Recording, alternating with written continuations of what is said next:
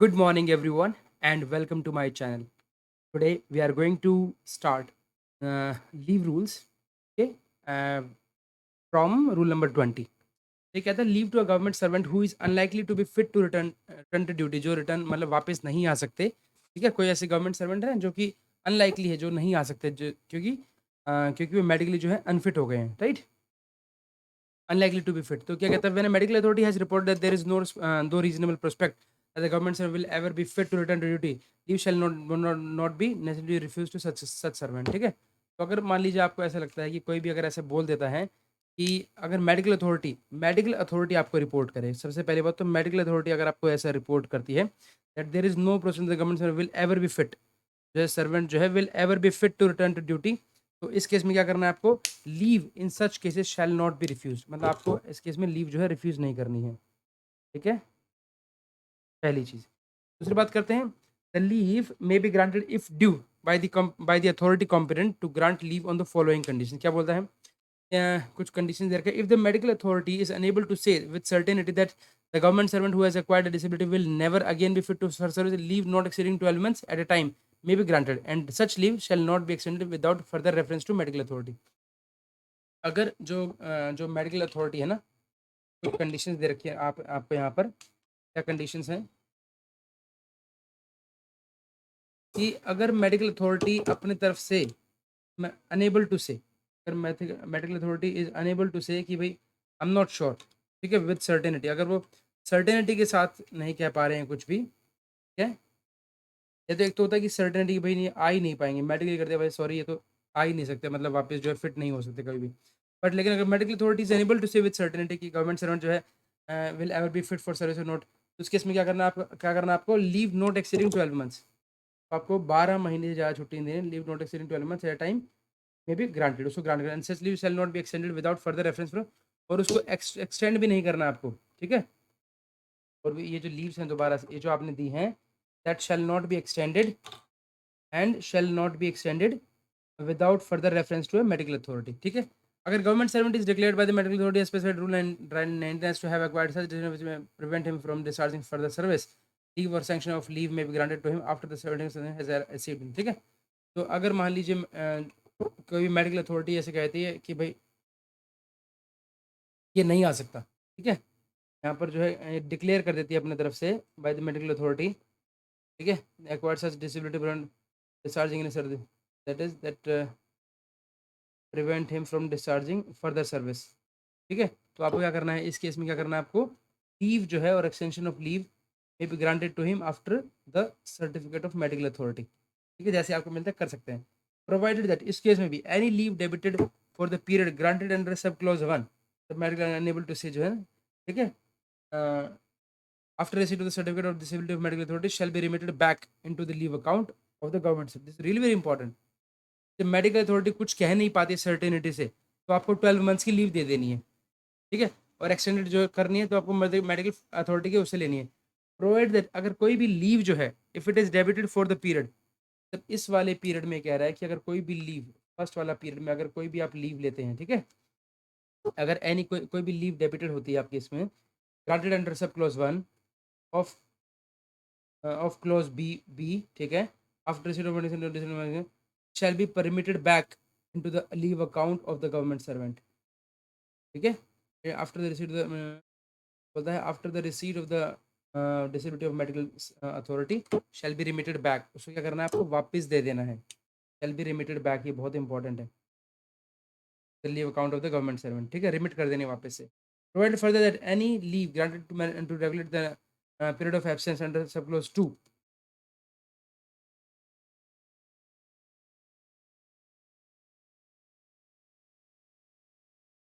Shell not be debited to the leave account of the government servant. जो अगर यहाँ पर जो सेकंड नंबर वाला जो केस है ना, उसके अंदर ये कहते हैं कि अगर ऐसा हो जाता है तो जो भी any leave granted to regulate this of absence जो है after receipt of the certificate, after the receipt of the certificate of the manager shall not be debited to the leave account. Debit नहीं करनी आपको leave account से, ऐसे में debit नहीं करनी। In case the in the case of government servant who is granted leave in accordance with the provisions of clause B of sub rule 1 the provision of section 20 of the right of disability act shall suo motu apply. तो यहाँ पर जो है आपका rule 1 का B, अगर ऐसा होता है तो इसके अंदर टू अप्लाई करेगा right of person with disability act 2016। ठीक है, चलिए नेक्स्ट चलते हैं हम आपका रूल नंबर 21। नंबर 21 क्या कहता है आपका? That is commencement and termination of leave. किस तरह से कमेंसमेंट और टर्मिनेशन बोलता है? Except as provided in rule 22। ठीक है, leave ordinary begins on the day on which the transfer of charge is effected and ends on the day preceding that on which the charge is resumed. देखिए, except as provided in rule 22, ठीक है, leave जो है ordinary begins on the day, leave जो है ordinary begins on the day on which the transfer of charge is affected. Leaves जो है उसी दिन से शुरू हो जाती हैं on on which the transfer of charge effective हुआ है and ends on the day preceding that on the और ends on the day preceding that on which the charge is resumed। जिस दिन आपने चार्ज लिया उसी दिन से ends on the charge is resumed। देखिए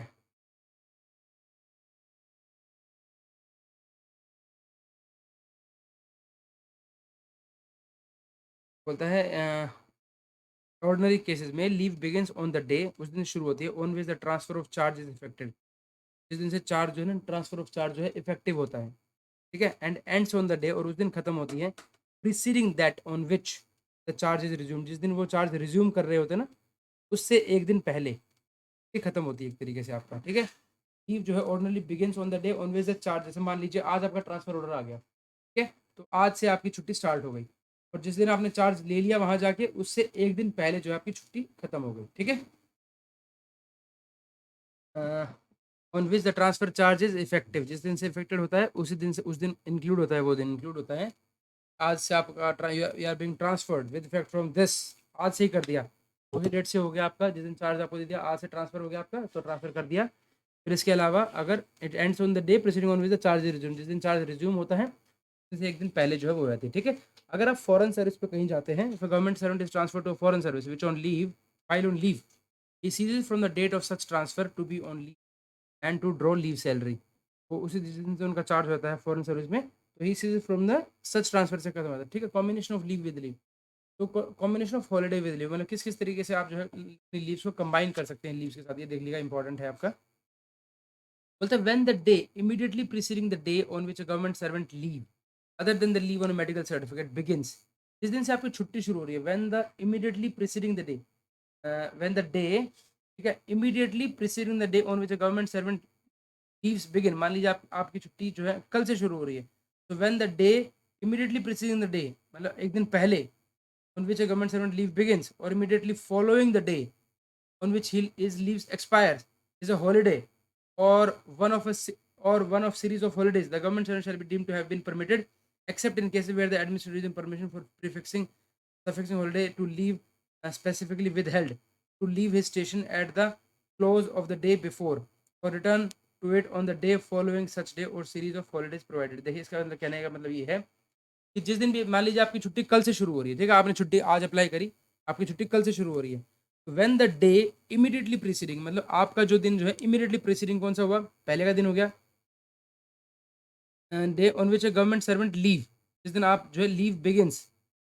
जिस दिन आपकी छुट्टी शुरू हो रही है उससे एक दिन पहले, या फिर और इमीडिएटली फॉलोइंग द डे, और इमीडिएटली फॉलोइंग द डे मतलब नेक्स्ट डे है on which is leave expires. ठीक है, अगर वो सब कुछ जो है मिला के इज अ हॉलीडे, अगर वो हॉलीडे होता है, ठीक है, और सीरीज ऑफ हॉलीडेज है, तो government servant shall be deem to have been permitted except deem to have been permitted to leave his station at the close of the day, at the close of the day before or return to it on the day following such holiday or series of holidays provided that, इसके में कुछ conditions हैं। when the day immediately preceding the day, जिस दिन आप जो है चल रहे हैं उससे इमीडिएटली प्रेसिडिंग एक दिन पहले जो है गवर्नमेंट सर्वेंट अपने सर्वेंट जो है छुट्टी शुरू होती है, तो उससे इमीडिएटली पहले दिन,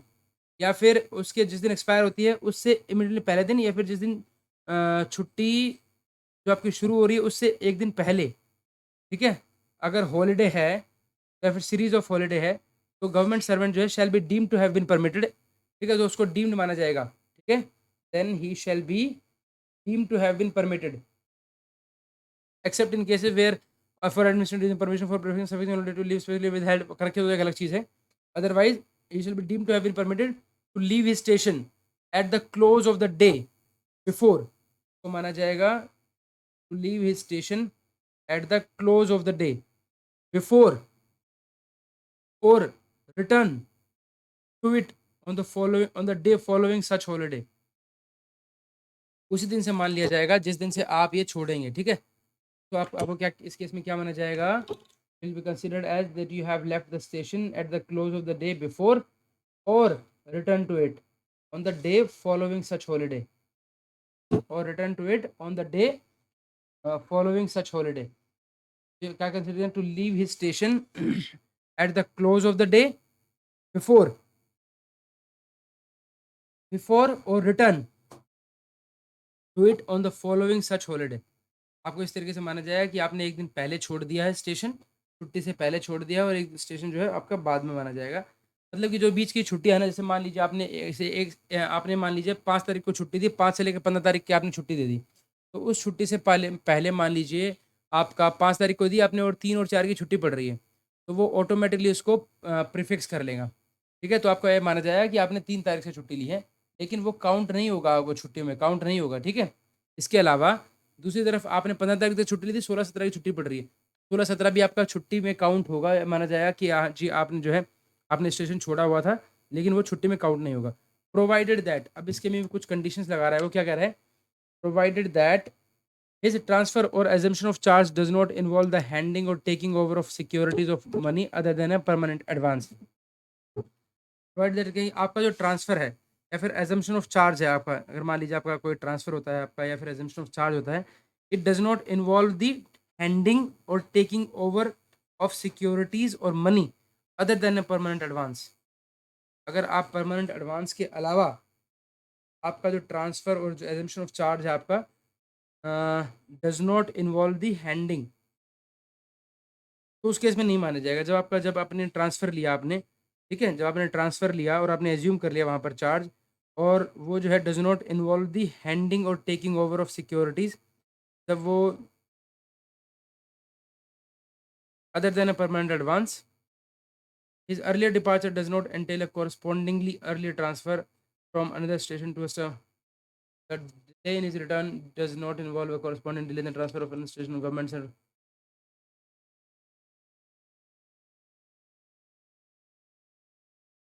In the case of a leave of medical certificate, the condition the department remains serving to for the money is in this charge. Department can't live in here. तो ये ट्रांसफर के रिगार्डिंग है क्या, मतलब कहना क्या चाह रहा है यहाँ पे ये तो कह रहा है combination of holiday with leave. हाँ, कोई भी जो गवर्नमेंट सर्वेंट जो है इमीडिएटली प्रीसीड करता है एक दिन पहले, अगर वो कर रहा है तो वो कॉम्बिनेशन हो जाएगा हॉलीडे विद लीव। ठीक है, तो माना जाएगा कि भाई उसने एक दिन पहले छोड़ दिया और फिर वो जो है जिस दिन लीव हॉलीडे खत्म उस दिन आया है वो। प्रोवाइडेड दैट कंडीशन दे रहा है हिज ट्रांसफर और एजम्पशन ऑफ चार्ज। अगर मान लीजिए आपका ट्रांसफर का केस आता है इस केस में, तो आपने जो है छुट्टी हुई और आपकी 5 तारीख से आपने छुट्टी छुट्टी अप्लाई करी, 3 और 4 की छुट्टी है, दिस ट्रांसफर और assumption of charge does not involve the handing और टेकिंग ओवर ऑफ सिक्योरिटीज, ठीक है, और monies other than a permanent advance, तो उस केस में नहीं होगा। ये मुझे समझ में नहीं आया वैसे, लेकिन वो कह रहे हैं कि अगर ट्रांसफर का केस होता है एंड दैट, और उस ट्रांसफर केस में that does not involve the handing और टेकिंग ओवर ऑफ सिक्योरिटीज और मनी, ठीक है, other than a permanent advance, तो मतलब ये पता नहीं क्या है other than a permanent advance, अगर कोई है तो नहीं माना जाएगा। या फिर हिज अर्लियर डिपार्चर, जो आपने पहले कहे ना, does not entail A correspondingly early transfer, हाँ कि भाई जो है आपका डिपार्चर जो है वो एंटेल नहीं करना चाहिए कि आपका पहले ट्रांसफ़र हो गया है, ठीक है, from another station to government servant to perform his duty. के बाद रिटर्न डिले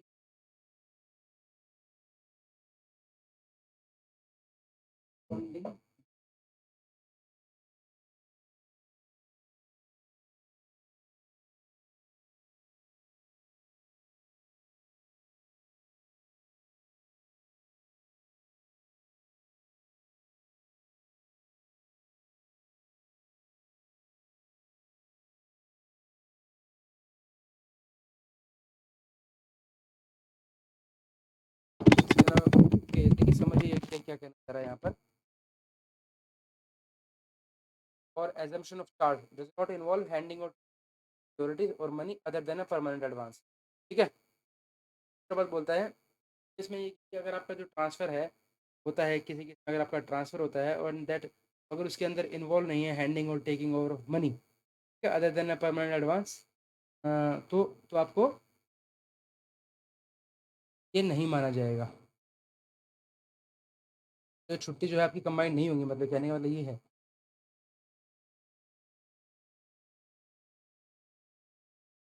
आपकी जो अर्ली प्रोवाइडेड दैट तो आपका अर्ली डिपार्चर ना वो एंटेल ना करे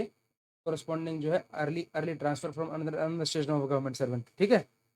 प्रोवाइडेड दैट कि जो डिले है आपका इन्हीं आपकी रिटर्न जो है, रिटर्न में जो डिले हो रहा है does not involve corresponding delay in the transfer of another person, तो दूसरे पर्सन का भी जो है डिले नहीं होना चाहिए आपकी वजह से। ठीक है, who was performing his duties during his absence और इन दी discharge from government servant or temporarily appointed to it। बोलता है in the case of leave और medical when a government servant is certified medically unwell to attend office holiday day allowed automatically to be, अगर medical है तो automatically जाएगा आपका the leave and the holiday if any immediately succeed the day he is so certified shall be treated as part of leave। ठीक है,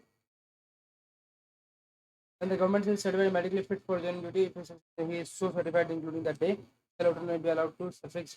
the leave and holiday if any preceding or if he is so certified shall be treated as part of leave। the government is certified medically fit for joining duty। ठीक है, holidays if any succeeding the day, आज आपको medically fit कर दिया, कल छुट्टी आ गई, he so certified including that day. ठीक है, shall automatically be allowed to suffixed, shall जो है automatically be allowed to be suffixed to the leave and holidays. ठीक है, on condition the department departing जो चार्ज डिपार्टमेंट में particular waive the application of the of clause A the provision of schedule 1 unless the authority competent to grant leave in any case otherwise directs that if a holder prefers to leave the leave of any consideration of payment holidays are suffixed to leave, the leave is treated as having terminated and any consequent arrangement of pay on which the leave would have ended if the holiday has not been a compulsory leave, a compensatory leave granted in lieu of duty performed by a government servant day holiday may be for the above purpose। ठीक है, even a compensatory leave जो है granted in lieu of a duty performed by Sunday holiday for a full day may be treated as a holiday for the above purpose। ठीक है, ठीक है जी, आगे चलता है आपका रिकॉल टू ड्यूटी। ड्यूटी क्या आपको बुला सकते हैं वापस before expiring of a duty? कहते हैं yes, in case government servant is recall to duty before the expiry of his leave recall to duty shall be treated as compulsory in all case. तो yes, वो compulsory होगा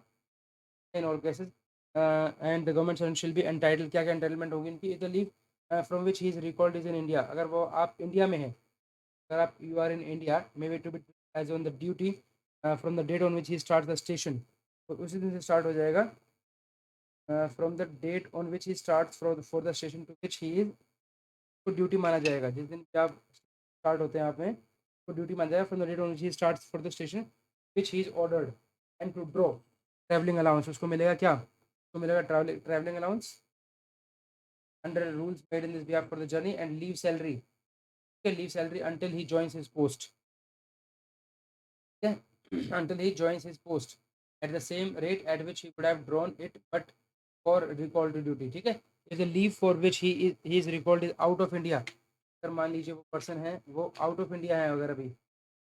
count the time spent on the voyage to India as duty for the purpose of calculating leave। ठीक है, क्या हुआ, time spent on the voyage to India as duty, तो उसको भी एज ड्यूटी माना जाएगा for the purpose of calculating leave and to receive leave salary during the voyage, salary मिलेगी आपको during the voyage to India and for the period from the date of landing in India at the same rate he would have drawn to recall duty, during the voyage भी मिलेगी, yes, spent on the voyage to India as duty for the permanent leave and to receive leave salary, ये तो ये आपकी leave रहेगी। ठीक है, time spent on voyage ये आपकी लीव होगी और leave salary during the voyage to India and for the period और spent on duty for the purpose calculating leave, leave मानी जाएगी और लीव सैलरी मिलेगी during the voyage and for the period from of landing in India the date of joining is post. आपको leave salary मिलेगी।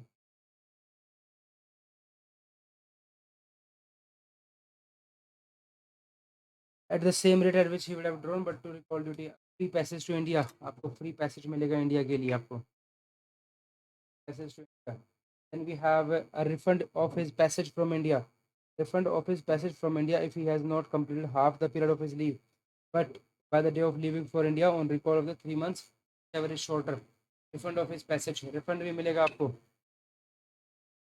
refund of his passage from India,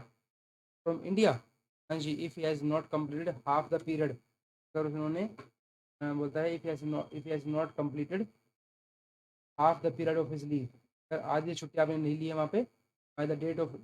the date of leaving for India or 3 months, whichever is shorter,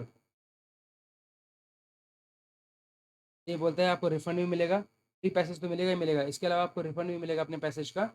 if he has not completed half the period of his leave, अगर आपने अपनी छुट्टी जो है आधी छुट्टी यूज़ नहीं करी है by the date of living for India, जब तक आप डेट वापस बुलाया गया आपको उस दिन तक अगर आपने आधी छुट्टी लीव नहीं ली है,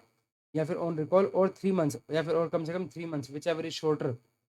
ठीक है, या फिर 3 महीने की छुट्टी आपने वहाँ पे करी है, या फिर विच एवर इज शॉर्टर, जो भी छोटा होगा, ठीक है।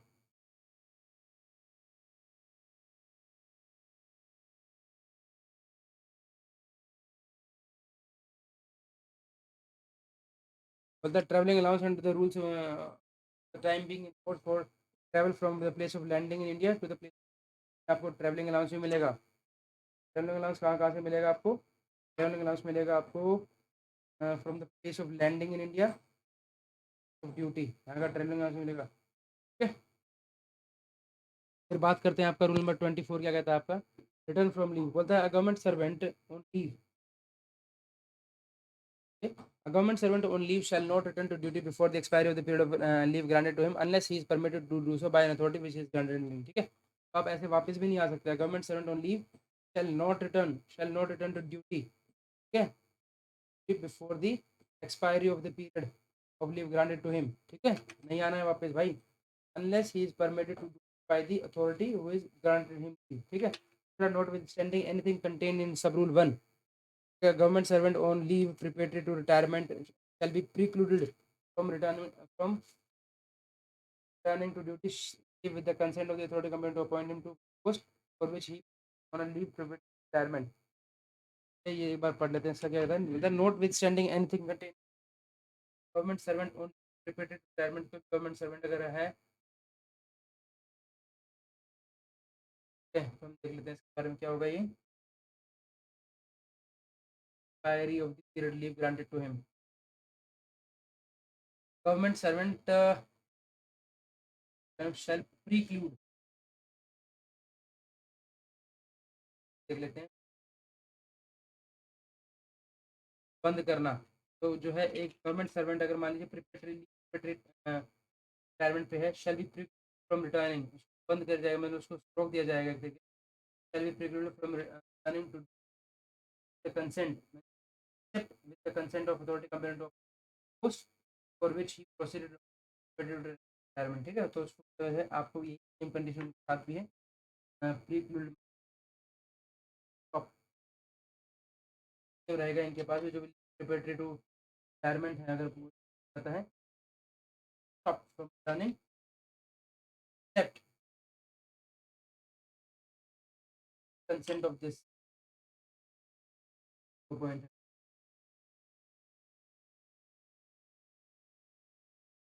फिर बोलता है गवर्नमेंट से नोट हुआ टेकन मेडिकल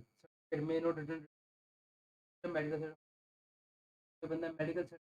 मेडिकल सर्टिफिकेट जाता है, तो he not return produce medical certificate, ठीक है। In the case of non gazetted servant है अथॉरिटी साइन बाय रजिस्टर्ड, हाँ अगर मान लीजिए कोई गेजेटेड है साइंड बाय एन आरएमपी भी है, ठीक है। द अथॉरिटी इंटरव्यू अथॉरिटी की कर सकती है by registered government servant from leave not entitled in the matter of course of held for going on some servant returning from title, then not of course post held before going on absence of, ठीक है। तो ऐसा नहीं है कि आपको जो आपने रिटर्निंग फ्रॉम, ठीक है, तो आप जो है टाइटल हो आप matter matter of held before,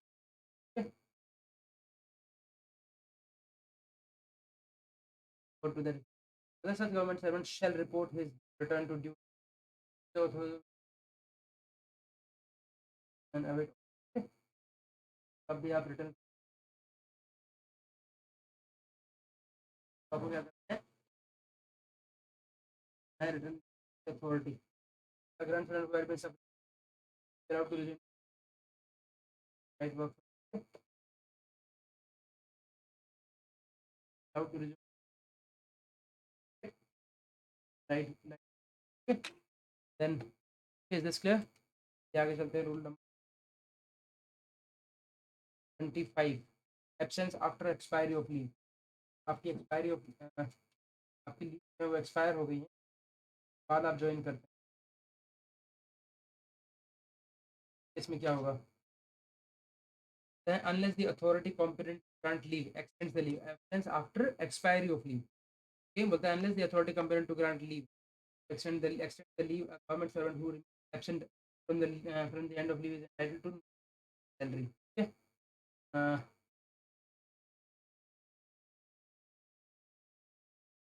the end of leave entitled to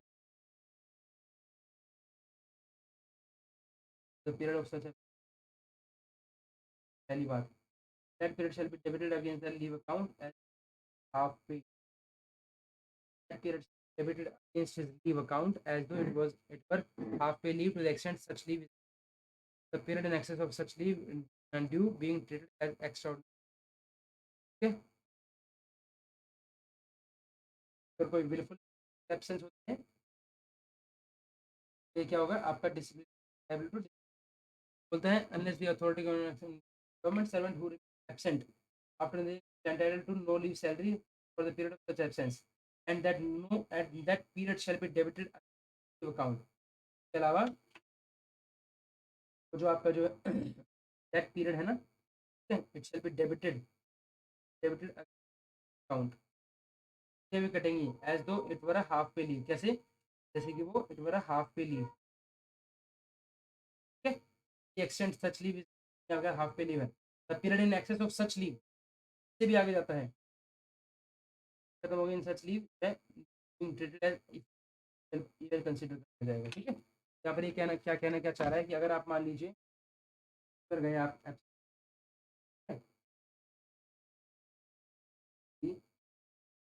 बाद आप एब्सेंस क्या होगा, आपकी आपकी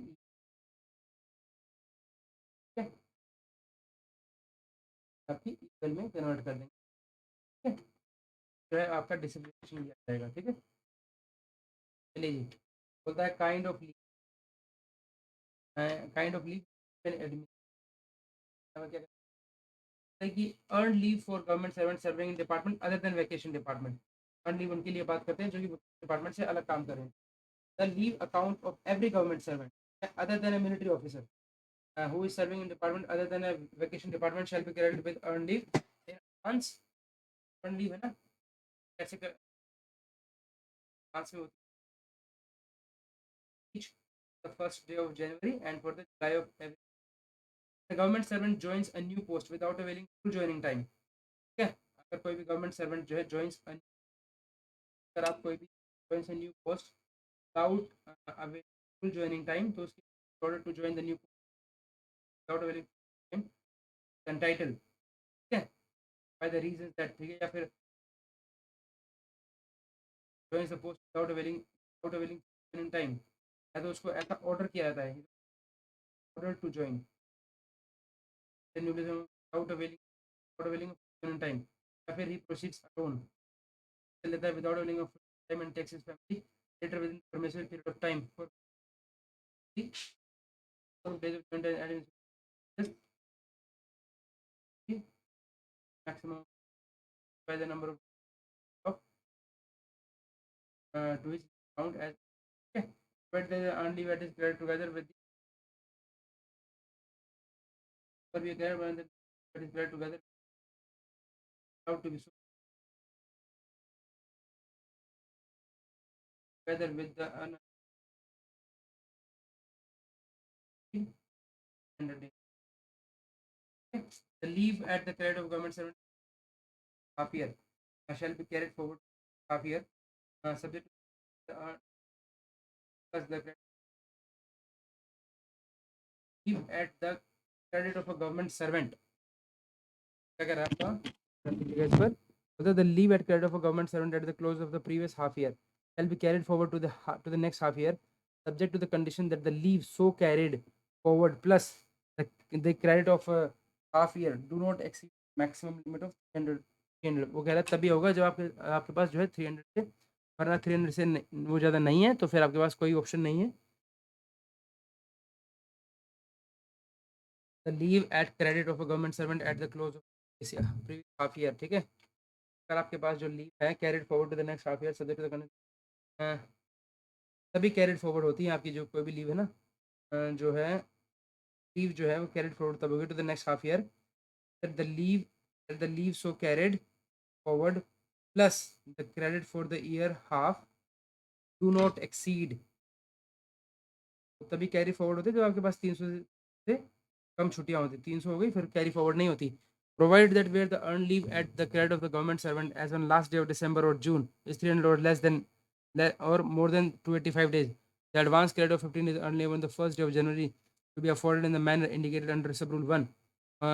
shall instead of being credited in the leave account to be kept separately and first adjusted against the earned leave, and then government servant takes during that half year and balance if any shall be credited to the leave account at the close of the half year subject to the condition that balance of earned leave plus leave only current do not exceed the maximum, ठीक है. Provided further that ये कहता है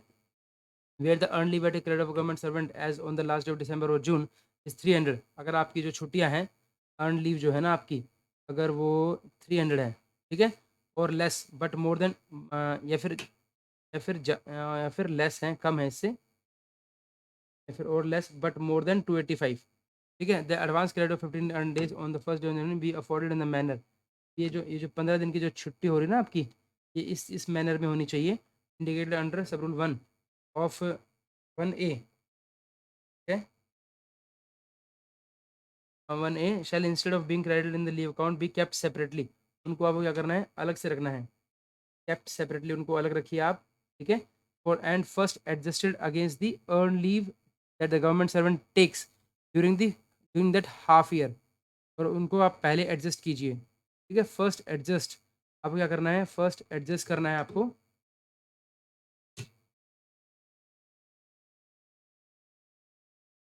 first adjusted against the earn leave, ठीक है, government servant takes during that half year and the balance if any shall be credited to the leave account at the close of the half year, ठीक है, और फिर जो है जो भी ये जो बैलेंस बचेगा ना इसमें जो भी कुछ balance that should be credit to the leave account at the close of the half year, ठीक है, subject to the condition that balance of such on leave जो plus do not exceed the maximum limit of 300. So where a government servant not in a permanent employee, अगर मान लीजिए कोई permanent quasi permanent employee है, and a government servant not in permanent employment या फिर quasi permanent employee है is appointed without interruption of service substantively to a permanent post declared as quasi permanent, his leave account shall be credited with the earned leave which would have been admissible if his previous duty had rendered as a government servant in permanent employment diminished by an earned leave already taken, ठीक है. Period spent in foreign service shall count as duty for purpose of this rule if contribution towards leave salary is paid on the account of such period, ठीक है. तो अगर कोई भी जो government servant है दैट इज गवर्नमेंट सर्वेंट है not in a permanent employ, not in permanent या फिर क्वाजी परमानेंट एम्प्लॉय है, इज अपॉइंटेड, को अपॉइंट किया जाता है, ठीक है, is appointed without interruption of service substantial to a permanent post, to a permanent post और declare as permanent, his leave account shall be credited, तो उसकी जितने भी जो लीव है ना, उसकी जो भी उसकी लीव है, इज लीव जो है, is leave be credited with earned leave would have been admissible if the previous duty had been rendered as a government servant in permanent employee diminished be credited, ठीक है, the earned leave जो भी है उसकी credit हो जाएगी। Period spent इन अगर foreign service में कोई जाता है शैल काउंट एज ड्यूटी, ठीक है, अ पीरियड स्पेंट इन बोलता है, अ पीरियड जो भी आपने a period spent in foreign service में shall count as duty for the purpose of this rule if contribution towards leave salary is paid on account, if contribution towards leave salary is paid on account of such period, मतलब बोलता है shall बोलता है as a period spent in foreign service shall count as duty, ठीक है, ये count duty का for the purpose of this rule it should count as duty if contribution towards leave salary is paid on the account of such period, if contribution towards leave salary paid on account of such period, account of such अगर उनको leave salary contribution अगर उन्होंने दिया है ना वो मिलेगा आपको, ठीक है, subject to the provisions of rule number 7 and 39 of sub rule 1 and rule 3 of them, the maximum earned leave that may be granted at a time shall be 180 days added for a government servant employed in India, ठीक है, अगर कोई भी government servant है maximum earn हो सकती है that is 180 days in the case of government servant employed in India, अगर वो इंडिया में है तो, ठीक है, earn leave may be granted to government servant in class 1 class 2 service to government servant mention in the exception to sub rule 1 for practicing for period exceeding 1 days but not exceeding 3 days if the entire leave so granted or any portion thereof is spent outside India, ठीक है, बांग्लादेश भूटान नेपाल पाकिस्तान, ठीक है, बोलता है earn leave may be granted to government servant class 1 और class 2,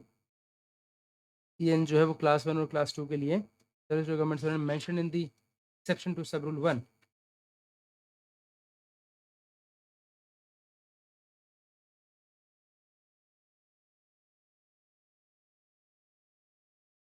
for a period exceeding 100 days but does not exceed but not exceeding 300 days, ठीक है, if the entire service जो है portion thereof is spent outside India, entire leave कह रहा है, entire leave जो है spend outside India, Bangladesh Bhutan Nepal Sri Lanka Pakistan, ठीक है, provide that where earn leave for period exceeding 100 days is granted under this rule, the period for such spent in India shall not be in aggregate exceed of the aforesaid limits, and the period of such leave spent in India shall not in the aggregate exceed the aforesaid limits,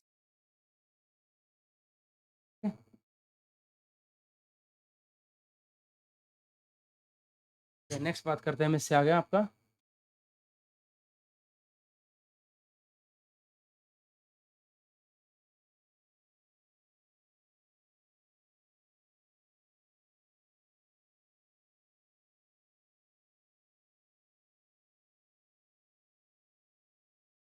calculation of earn leave की बात करते हैं, ये earn leave calculate कैसे किया था, बोलता है अर्न लीव जो है shall be credited to the leave account of a government servant at the rate of 2.5, 2.5 day होती है for each completed calendar month, completed calendar month की बात करें, ठीक है,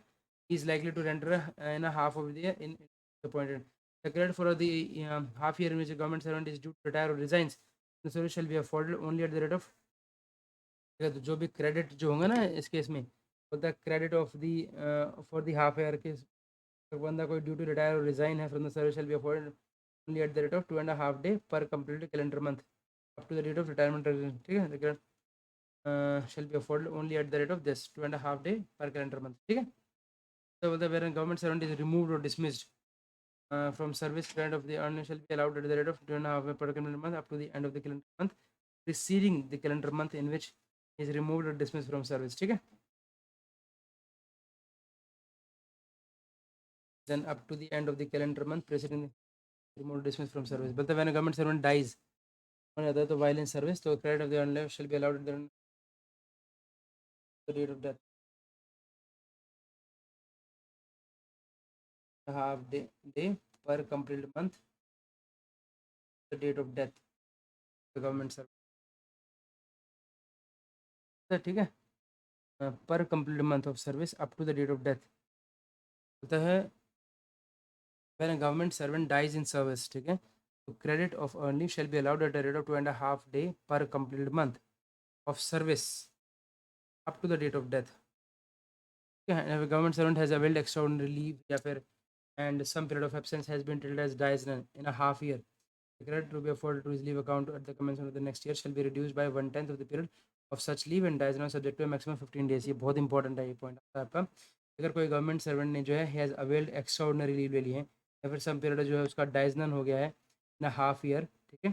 the credit to be afforded to leave account at the commencement of the next half year shall be reduced. ये जो credit है ना, जो भी आपने क्रेडिट देना है afforded to his leave account shall be reduced by 1/10 the period such leave and dies none or dies none subject to maximum 15 days.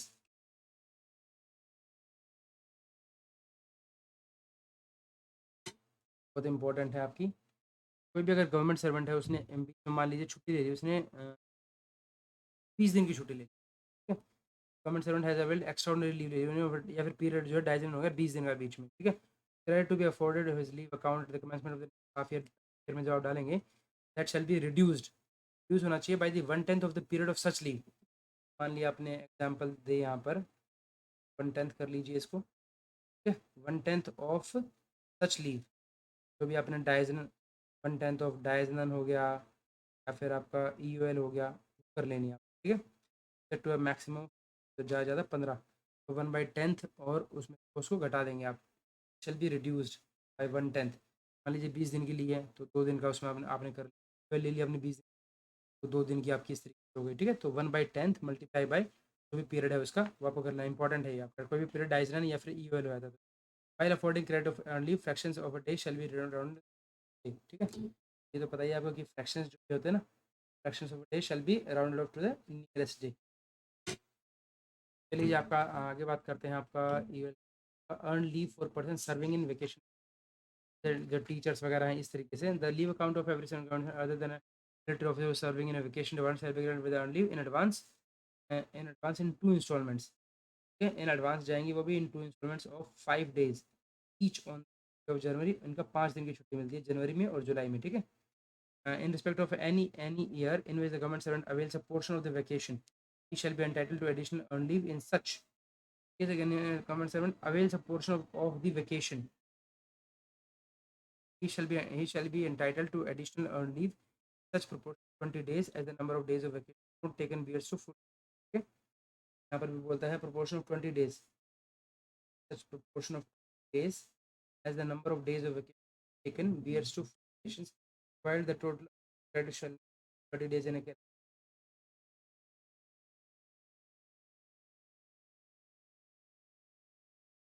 exceed 30 days in a calendar year. मतलब ये कहने का मतलब यहाँ पर ये है कि अगर मान लीजिए कोई पर्सन जो है इन रिस्पेक्ट ऑफ एनी ईयर जहाँ पर जो गवर्नमेंट सर्वेंट है अवेल करता है ए पोर्शन ऑफ द वेकेशन,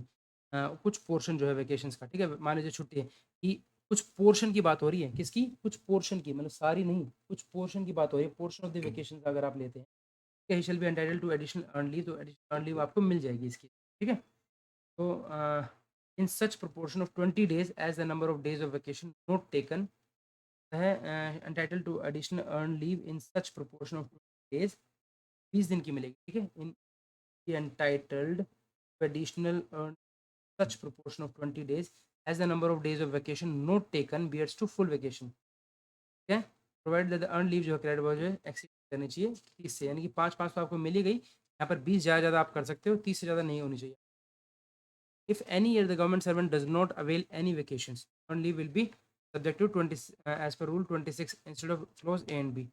अगर मान लीजिए आपने एक भी छुट्टी नहीं लिया आपने, ठीक है, पूरी छुट्टी आपने आपने काम किया है, फिर आपको क्या होगा, आपका for this purpose the year shall be considered as the meaning of calendar in which the vacation is performed by, but as meaning of 12 months of actual duty in a vacation department, ठीक है. Government entitled to vacation shall be considered to have availed a vacation or portion of vacation unless he has been required by general inspector order higher authority for vacation or portion of point that if he has been prevented by such an order from enjoying more than 50 days of vacation, he shall be considered to have availed himself no portion of the vacation. But that if he has been prevented, अगर उसको prevent किया था, if he has been prevented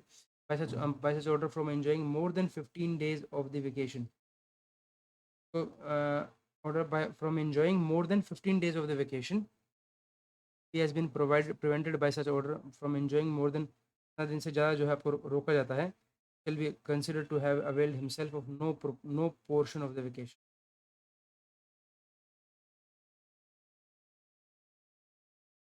He has been prevented by such order. अगर मान लीजिए कोई order देते हैं, देखिए यहाँ पर क्या है, does not entail subject to rules 26 rule 26 मतलब क्या है, वही 300 से एल से ज़्यादा नहीं होना चाहिए।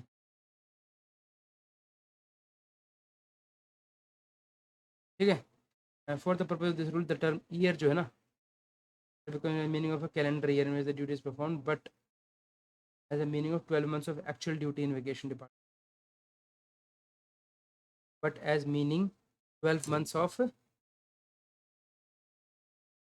not as a meaning of calendar but not as a meaning of calendar year नहीं लेना है उसमें, आपने क्या करना है, performed but as meaning 12 months of actual duty in vacation department, 12 months of actual duty। ठीक है,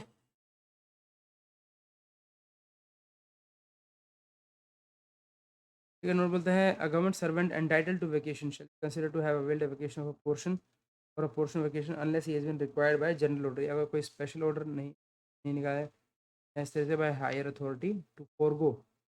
लीव जाने दो सच वेकेशन और प्रोपोर्शनल वेकेशन। ठीक है, provide that if has been prevented by such order from enjoying more than 15 days, you are prevent, अगर आपको कोई रोकता है कि आप 15 दिन से ज़्यादा आपको यहाँ पर आना है, ठीक है, more than 15 days of the vacation, consider to have availed himself of no portion of the leave, जैसे ऐसा माना जाएगा that he has consider to have availed, कि उसने एक भी छुट्टी कोई भी पोर्शन जो है वेकेशन का नहीं लिया है। ठीक है, and government servant in vacation proceeds on leave before completing a full year of duty, current leave admissible to him shall be carried not with vacations which fall during the period of actual standard before but with reference to that falls in the year commencing from the date on which year of duty। okay? नहीं आया समझ में, पढ़ते हैं दोबारा से। कोई भी गवर्नमेंट सर्वेंट है अगर serving in vacation department proceeds on for completing a full year of duty, तो मान लीजिए कोई पर्सन चला जाता है, वो कभी अपनी छुट्टी जो है पूरी भी नहीं की, अपने जो है eligible to him shall be, नहीं तो for completing a full year of duty, एक साल की अभी ड्यूटी पूरी नहीं है। ठीक है, यहाँ पर ये क्या है, department proceeds for completing year of duty, मैंने उसने पूरी नहीं करी छुट्टी। ठीक है, अर्न लीव जो है admissible to him shall be calculated not with reference to the vacations which fall during the period of actual duty rendered before rendered, ठीक है, for proceeding on leave but with reference to the vacation that falls during the year commencing from the date which he completed the year of duty। ठीक है, तो जो बीच में छुट्टी आ रही है वो काउंट नहीं होंगी आपकी, ये कहना चाह रहे हैं यहाँ पर। ये कह रहे हैं यहाँ पर कि अगर आप मान लीजिए आपने किसी ने कभी एक डिपार्टमेंट के अंदर proceeds on leave before completing a full year of duty आपने नहीं की, ठीक है, तो earn leave admissible to him shall be calculated, तो जो आपकी जो ईएल है ना वो किस तरीके से कैलकुलेट होगी कि आपने अभी for completing a full year of duty, तो अर्न लीव जो है admissible to him shall be calculated इस तरीके से कैलकुलेट होगी, not with reference to the vacations, बीच में जो वेकेशंस आ रही है ना आपकी, fall during the period of actual duty rendered before proceeding on leave but with reference to the vacation that falls during the year commencing from the date on which he has completed the previous year of the duty। This is जैसे कह रहा है the earned leave admission shall be calculated not with reference to the vacation fall during the period, currently with reference to the fall during actual calculated not reference to the vacation fall during the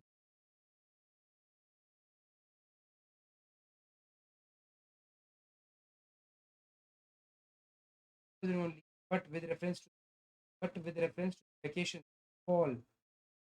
year commencing from the date but with that fall during the year commencing from the date on completed। तो कुल मिला के ये कह रहा है कि आपको एक साल पूरा करना है but with reference to the vacation that fall their commence. ठीक है, वेकेशंस में be taken in combination with or in kind of leave, vacation जो है can be taken in combination with or in kind of leave provide that the combination with or shall not exceed the amount and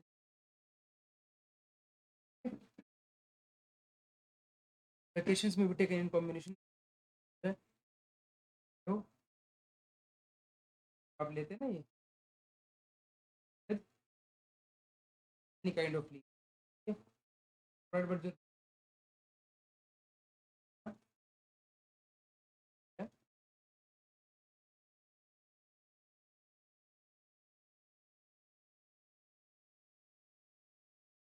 है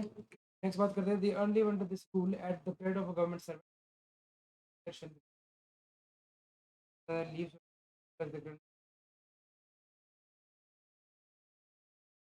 time shall be याद हो गया आपको आगे चलते हैं आपका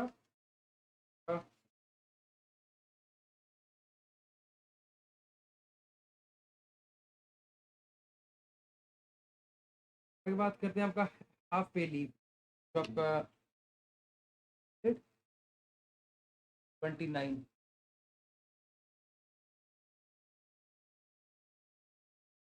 हाफ पे लीव एचपीएल के बारे में बात करते हैं तो the half pay leave account of every servant other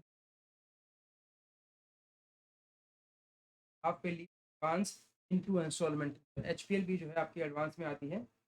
advance आती है इनटू इंस्टॉलमेंट में आती है of 10 days each for the 30 मिलती है आपको एचपीएल 10 दिन की हाफ डे मिलती है leave shall be credited to the set account 5/3 day complete calendar पर आ रही थी तो आपको समझना चाहिए कि वहाँ पे 2.5 कैसे आ रही है और वहाँ पे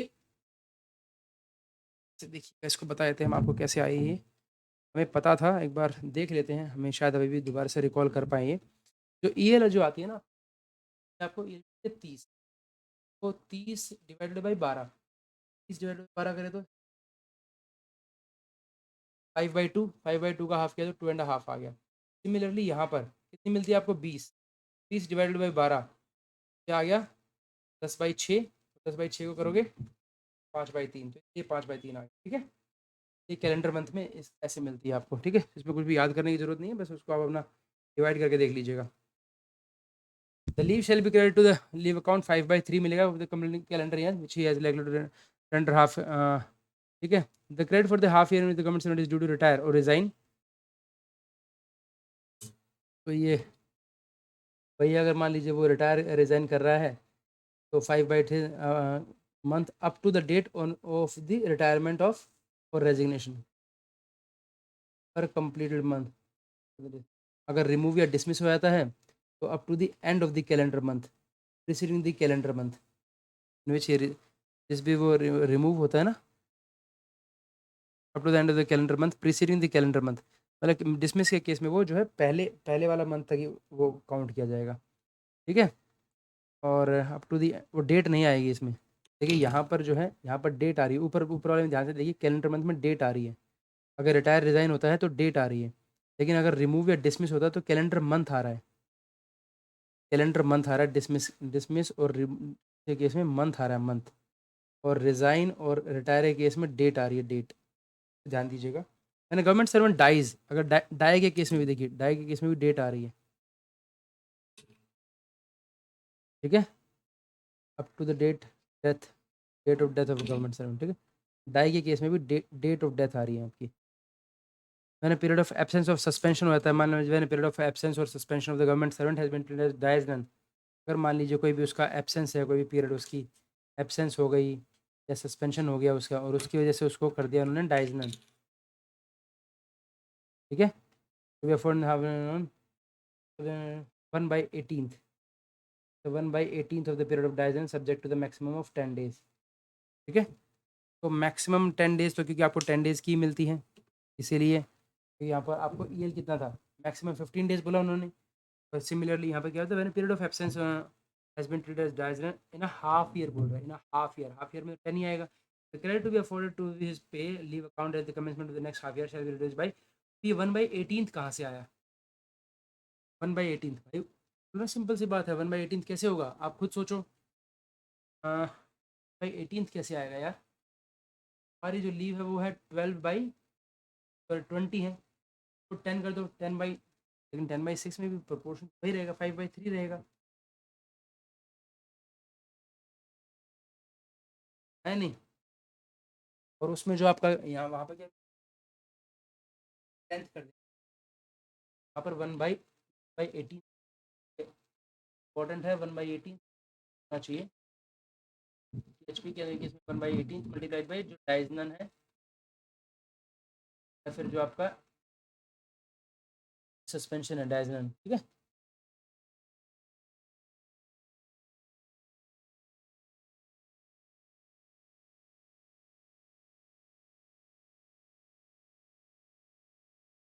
मैक्सिमम ऑफ 10 days, ठीक है। गवर्नमेंट तो ये जो आपको याद आएगा कि के अंदर में जो है 1/10 करना है, और इसी केस में 1/18 का। Government service is eligible for departmental potential penalty to आपके लिए of 12 days of actual departmental departmental departmental entitled to pay, entitled to half pay leave, अगर ऐसे हैं बारे में देखिएगा कोई भी departmental entitled to pay half pay leave complete 12 months departmental leave जो है ग्रांटेड ऑन मेडिकल सर्टिफिकेट और ऑन प्राइवेट अफेयर, ये जो है ना ये आपको दोनों आपको एच मेडिकल सर्टिफिकेट और ऑन प्राइवेट अफेयर पे while according of half pay action of a day shall be rounded up to the nearest one, आप उसको राउंड ऑफ कर, but in case the government will not in a permanent poison half pay leave granted unless they thought that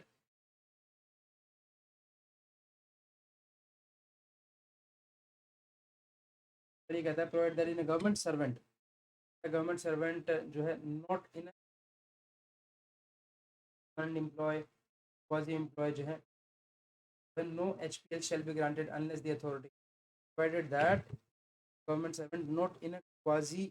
permanent employee or in the case of a government servant not in employee or quasi permanent employee, no half pay leave है, then no half pay leave granted unless authority competent to grant has reduced so authority है granted to do carry except in the one who has been declared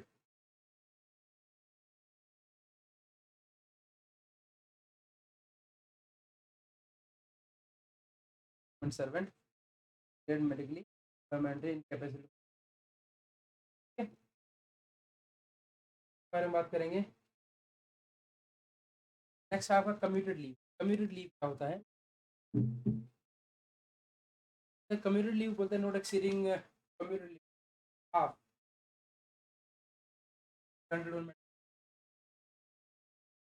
not exceeding half the amount of HPL due granted on medical certificate, ये आपके पास आ रही है ना, commuted leave होता है, बोलता है not exceeding half the amount of HPL, वैसे हाफ पे लीव उन मिला के जो है एक छुट्टी, not exceeding half the amount of HPL due granted on medical certificate for government servant following condition, क्या क्या कंडीशन क्या है? currently there is reasonable prospect of the okay, when community granted twice the amount of such shall half pay leave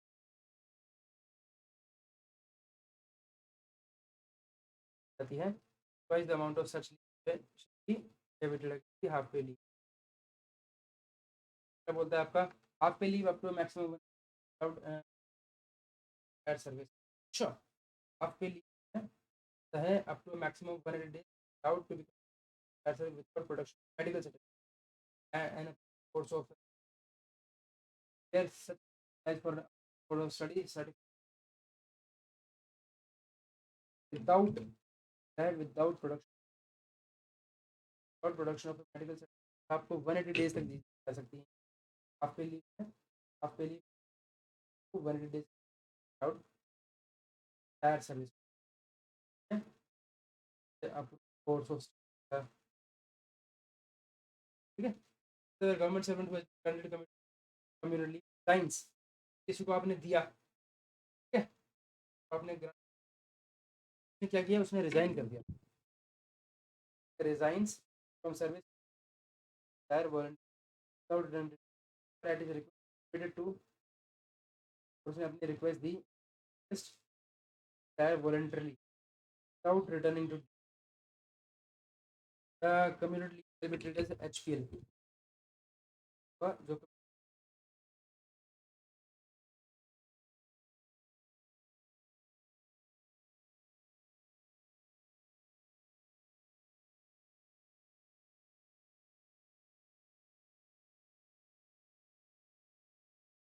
उस case में difference, देखिए दोबारा देखिए, जहाँ पर एक गवर्नमेंट सर्वेंट लीव दी थी, ठीक है, फिर लीव ऐसा होता है, मान लीजिए मैं था कोई बंदा, ठीक है, या फिर तो आके तो करेगा,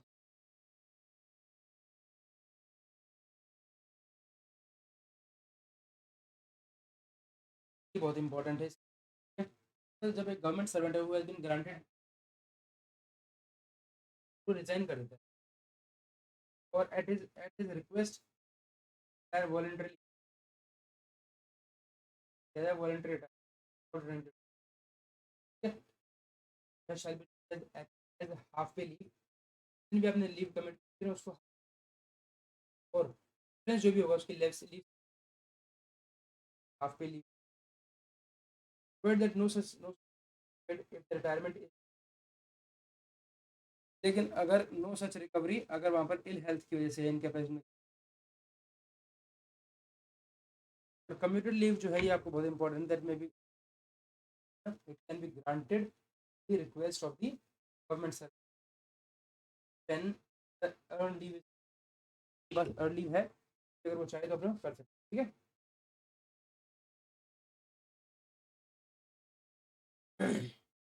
ये बोलता है कम्यूटेड लीव जो है up to 6 without medical government servant child,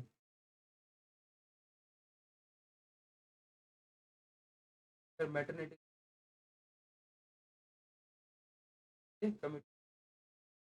को जो है विदाउट एनी, थर्ड इससे अगला बात करते हैं,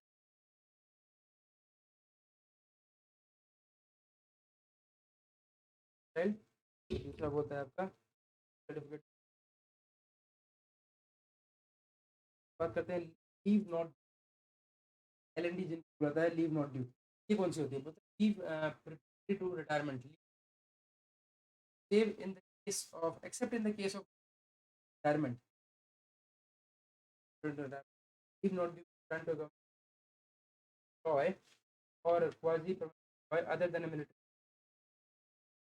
maximum 360 leave not due,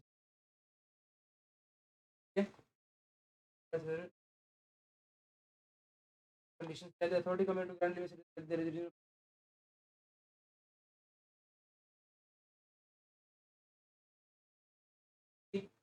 not due shall be limit half pay likely to earn thereafter, ये अच्छा, जो लीव नॉट ड्यू होती है ना, ये these are shall be half pay likely to after, मतलब मुश्किल के अगेंस्ट में ये आपको, क्योंकि आपको कहता है कि भाई ये जो है ना अभी बाद में जो बनता है ये हाफ पे लीव अर्न करेगा, उनको leave not due shall B debit half pay leave में shall be debited against the half pay leave, और half pay leave the government, not due जो है वो वांटेड टू, गवर्नमेंट सर्वेंट को भी ये government for suffering cancer for mental period of not during entire service, और ये चार याद रखना कि लेप्रोसी, कैंसर और मेंटल इलनेस, मेंटल इलनेस ये कैंसर है, टी और लेप्रोसी, और लेप्रोसी, मेंटल इलनेस भी बहुत इंपॉर्टेंट है, for a period of service, ठीक है। Then the government is put condition क्या गया है कि उसने कम से कम of 1 year service post from government servant last turn produce post government servant seats like to last post है ना आपकी proceeds like to last that the request for grant of such supported by a medical certificate supported by a medical certificate the government servant who has been granted leave not due resigns from मान लीजिए वो resign कर देता है resign from service at the without returning to या फिर वॉलंट the leave not due shall be cancelled इसमें क्या किया जाएगा leave cancelled resignation which is के अलावा बोलता है had commenced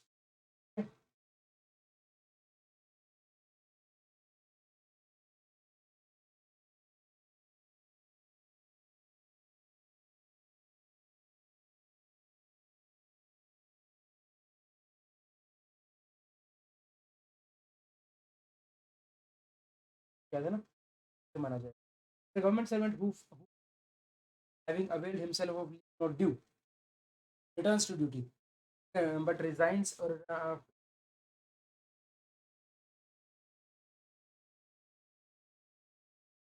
आपको उसको वापस करनी पड़ेगी, ठीक है। अगर मान लीजिए returns to duty but resigns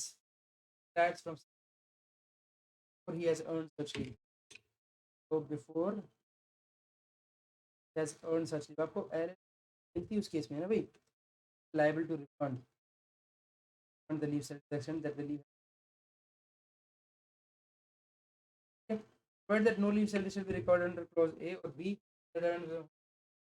की वजह से provided for that no leave salary shall be covered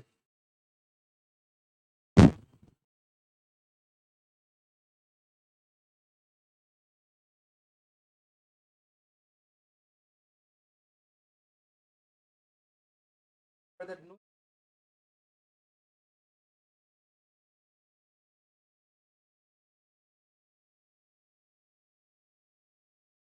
इस केस में भी नहीं होगा that no leave salary में भी recovered जहाँ पर आप उनको गवर्नमेंट बोल रहा है ना भाई कंपनी रिटायर दे दिया आपने किसी को मेच्योरली अंडर अंडर 40 फिर अंडर रूल या 50 कर दिए आप दे रहे हैं ना तो ठीक है आपका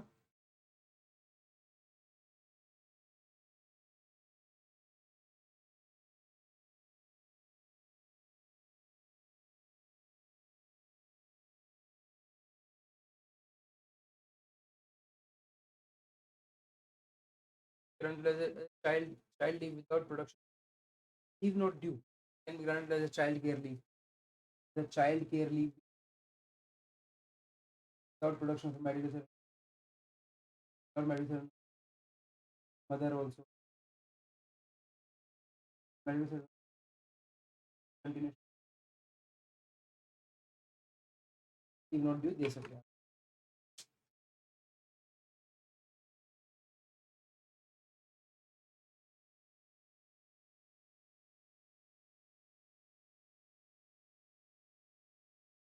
आगे की बात करते हैं, आगे आता है आपका ईओएल एक्स्ट्रा ऑर्डिनरी लीव के बारे में बात। ऑर्डिनरी लीव क्या कहता है आपका,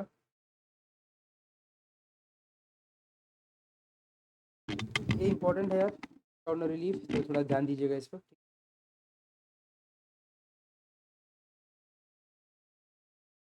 होता है एक्सटर्नल लीव जो है may be granted to government servant other than special circumstances, okay special circumstances में ऐसा दे सकते हैं। And no leave is no other leave is admissible, जब आप कोई एडमिसिबल नहीं है other leave is admissible but the government servant applies in writing, government servant जो है अपने तरफ से भी के लिए अप्लाई कर सकता है, applies in writing for grant of EOL, ठीक है। Unless the president in view of the exception, unless the president in view of the exception of the case otherwise determines the governor shall be granted external on occasion excess of the following limits, unless the बोलते हैं unless the president the view of as the president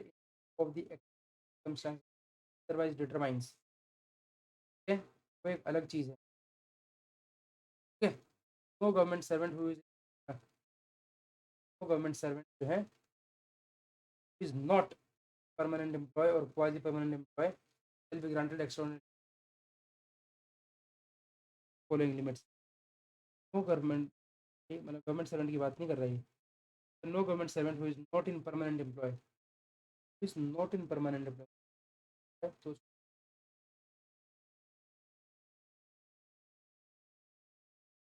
ये बात कर रहा है they those for not in permanent, मतलब यहाँ पे टेम्पररी की बात कर रहा है.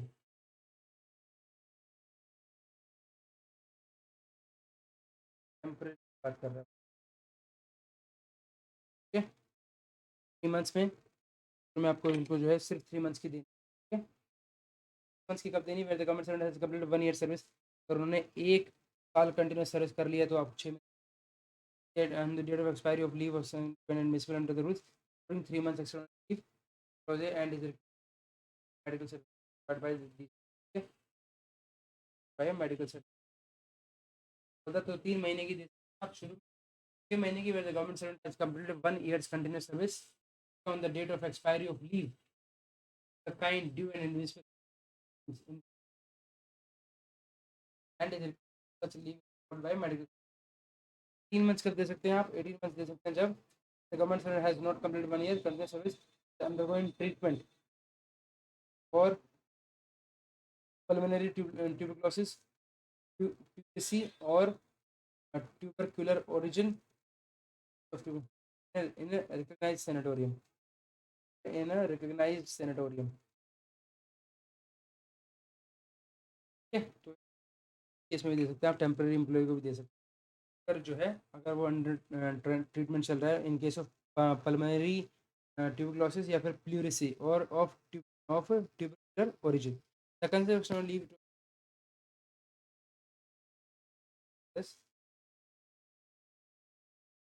रेजिडेंस. यहाँ पे एक और बात बोलता है concession of up to concession of leave 18 months admissible है also to a government servant who is suffering from this और this origin receives treatment as a residence, जो कि ट्रीटमेंट लेता है अपने घर पर under tuberculosis specialist recognised as such by the state government certificate as signed by that specialist chance of recovery on the expiry recommend tuberculosis or any part of the body by a tuberculosis or any part of the body by a qualified tuberculosis okay, tuberculosis or any part of the body by a qualified tuberculosis specialist or surgeon, staff surgeon. ठीक है, leprosy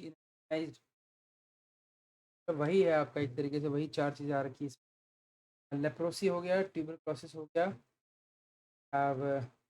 leprosy, tuberculosis, cancer, mental illness. ठीक है, कैसे देते हैं tuberculosis in other part of the, ठीक है, qualified tuber surgeon से लिखवा ले तब भी मिल जाएगी. ठीक है, लेप्रोसी, लेप्रोसी जो है लेप्रोसी इंस्टीट्यूशन और सिविल रिकॉग्नाइज्ड कोई भी लेप्रोसी इंस्टीट्यूशन या फिर सिविल सर्जन जो है स्पेशलाइज्ड इन लेप्रोसी हॉस्पिटल स्टेट कैंसर या फिर मेंटल सिविल 4 मंथ्स की भी दे सकते हैं और बढ़ते हैं इसमें 24 महीने की. और पहले उन्होंने 18 मंथ्स एक्स्ट्राऑर्डिनरी लीव. देखिए एक्स्ट्राऑर्डिनरी लीव उन्होंने क्या बोला, अभी तक तो इन्होंने कोई दूसरा टाइम स्पेसिफाई नहीं किया, तो हमने सिर्फ किस इसके बारे में पता है, LND कितनी दे सकते हैं हम, लीव नॉट ड्यू 60 दे सकते हैं. तो EL थी एक बार और 1 साल में एक बार. हाफ पे लीव कितनी दे सकते हैं ज़्यादा,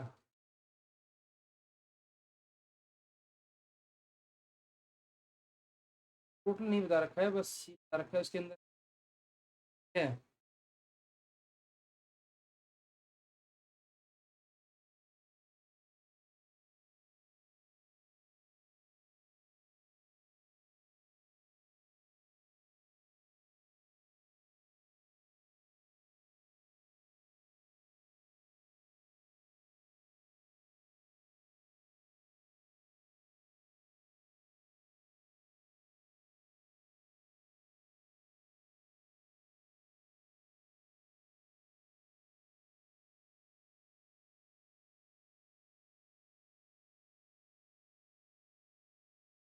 ओके, तो क्या आगे बात करते हैं लीव। ये सॉरी, जो एच के लिए उसका कोई टाइम लिमिट नहीं दे रखा कि कितनी दे सकते हैं, ठीक है। बट वो उतनी देने जितना आपको लगता है कि वो रिकवर कर जाएंगे, जितने ऊपर जो आगे जाके जो है कर लेंगे। तो एल एन डी हुआ ना।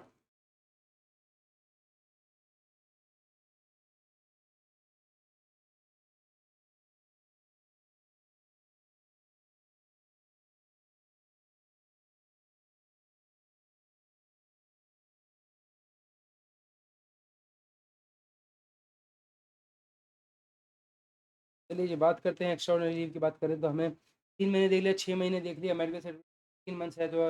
आपका ये इस तरह की कोई डिजीज़ अगर चल रही है तो इसके आगे बात करते हैं कि नहीं, आप 24 मंथ्स के लिए दे सकते हैं, ठीक है। The leave is required for the purpose of prosecuting studies certified to be in the public interest, okay. यहाँ पर जो छुट्टी थी, यहाँ पर पीछे आपने देखा दिया है आपको, उन्होंने सिर्फ 180 डेज के लिए बोला, half pay leave maximum 180 days दे सकते हैं आप एंटायर सर्विस में, ठीक है। पब्लिक इंटरेस्ट में कोई छुट्टी करता है तो स्टडी लीव के आप जो है 24 तक जो है leave is required for studies. अगर आपको स्टडीज़ करनी है, ठीक है, तो पब्लिक इंटरेस्ट में अगर आपको कोई है तो we allowed provided the government servant concern has completed 3 year of service. उसने कम जो है गवर्नमेंट सर्वेंट ने has completed 3 year of service, continuous service on the date of expiry of leave, the kind the date of expiry of leave kind due in 3 months extraordinary leave.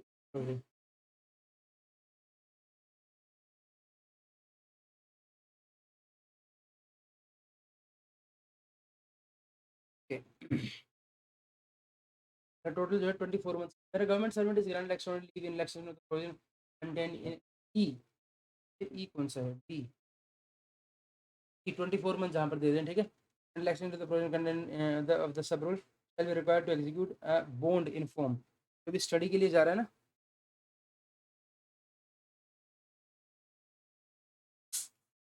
तो क्या करना पड़ेगा, एक बॉन्ड भरना पड़ेगा, bond in form 6 containing to refund to the government the actual amount of expenditure incurred in the government by such leave plus that incurred by any other agency when not returning to due expire such leave for 3 years। 3 साल के आप पढ़ के आए और 3 साल के बाद बोले नहीं छोड़ सकते, आपको बॉन्ड भरना पड़ेगा to refund to the government. आपको रिफंड भरना, refund taking to refund the government amount of expenses incurred by the government during such leave plus that incurred by an interest plus देना पड़ेगा भाई साहब इसको फंड विद। ठीक है, the bond shall be supported by securities, ऐसे नहीं कुछ भी बॉन्ड है ना आपका, that shall be supported by sureties from 2 permanent government servant. तो गवर्नमेंट सर्वेंट आपको वो भी देंगे, from 2 permanent government servant having a status comparable to or higher than that of a government servant. तो आपसे बड़े हों, पोस्ट सीनियर हों, या फिर आपके government servant belonging to scheduled caste or the tribe may, for the purpose of attending a pre-examination training course at the centers notified by them from time to be granted election leave by head of department election, ठीक है। जो भी जो है अगर अपने तरफ से कोई भी शेड्यूल कास्ट है या फिर शेड्यूल ट्राइब है, कोई पर्सन है, वो अपने तरफ से कोई एग्जामिनेशन की प्री एग्जामिनेशन देना चाहते हैं, ठीक है, तो उनको क्या ग्रांट हो जाएगा, it can be granted extraordinary leave by the HOD of the department, ठीक है।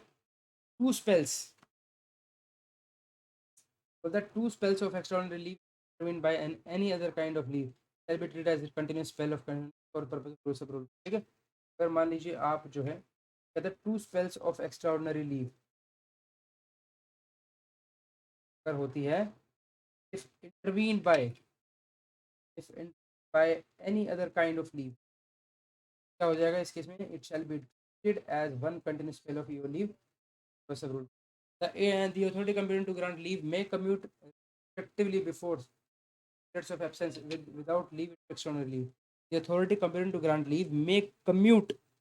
prospectively periods of absence without leave।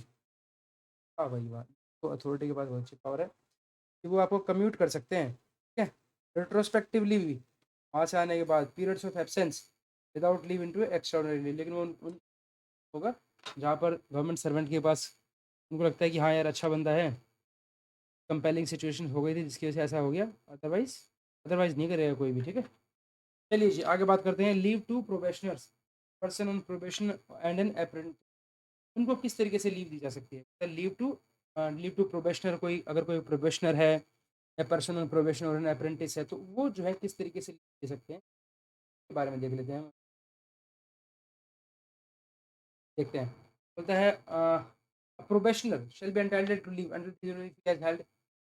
Post subsidy other than on probation. Probationer जो है shall be entitled to leave under these rules, ठीक है, जब भी होगा if he has held his post substantively, ठीक है, otherwise then on probation.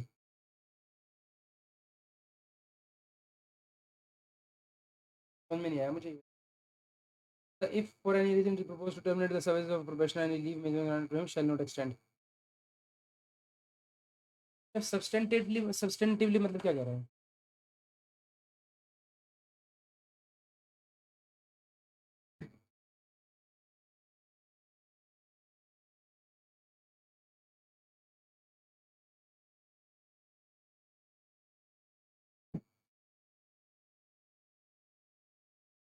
Leave to probationer,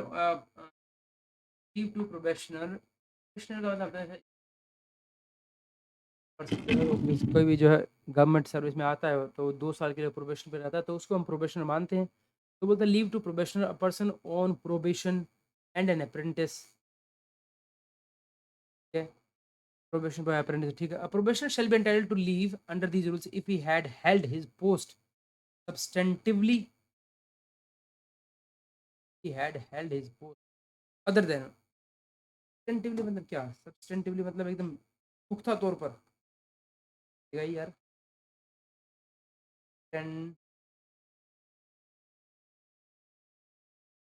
काफी that it is important meaningful तरीके से ले ली हो इन्होंने, या फिर लीगली राइट्स एंड ड्यूटीज, ठीक है, तो वो इन्हीं को मिलेगी भाई। Proportion just be entitled to leave, कौन हो गया entitled to leave under these rules if he had held his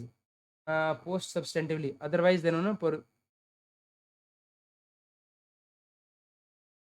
ठीक है था, अदरवाइज देन ऑन प्रोबेशन, समझनी मुश्किल है थोड़ी सी। अब प्रोबेशनर जो है ना shall be entitle to leave,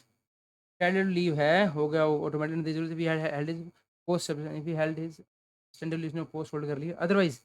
then on probation, या फिर अदरवाइज देन ऑन प्रोबेशन, ठीक है। If for any reason it is proposed, otherwise then का मतलब क्या होता है यार?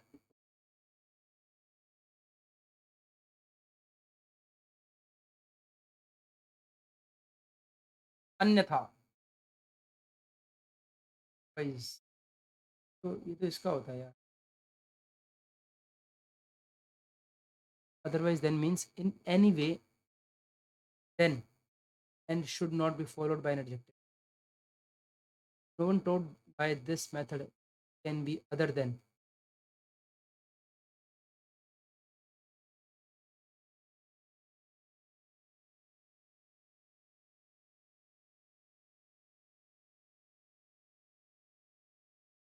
otherwise then, otherwise then means in any other way then should not be followed by an adjective. No one taught this, no one taught, no one taught by this method can be, no one taught, no one, no one taught by this method can be other than। हाँ, लिखने का style देखो इनका भाई, no one tote by this method, इसके अलावा जो है, जो इस मेथड के अलावा बताया, can be other than successful, और कुछ नहीं हो सकता सिवाय सक्सेसफुल। क्या है यार, कल बोल दे भाई, in any other way then, otherwise then मतलब in way then.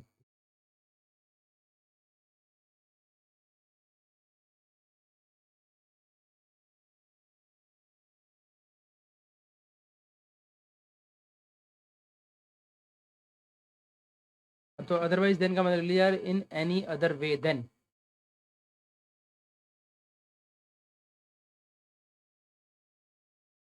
In any other way then, ठीक है, बस यही होगा।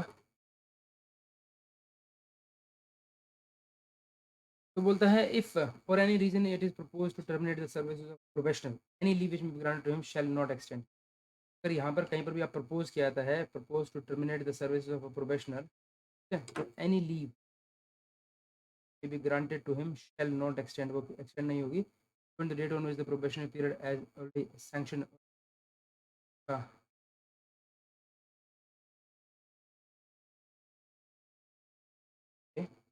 okay,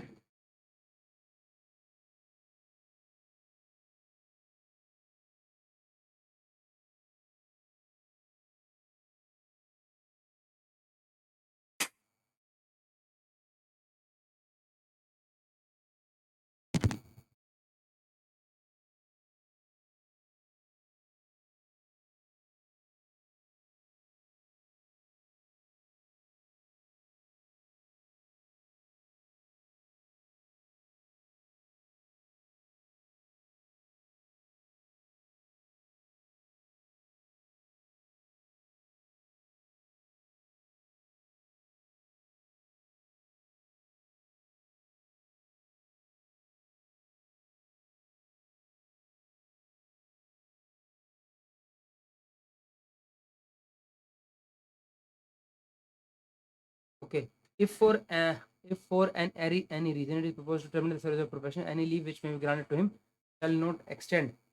extend कब तक नहीं होगी, beyond the date on which the probationary period as already sanctioned or extend expires, beyond any earlier date on which his services are terminated by order of an authority competent to appoint him. For the beyond the date on which the probationary period as already sanctioned on extended expires.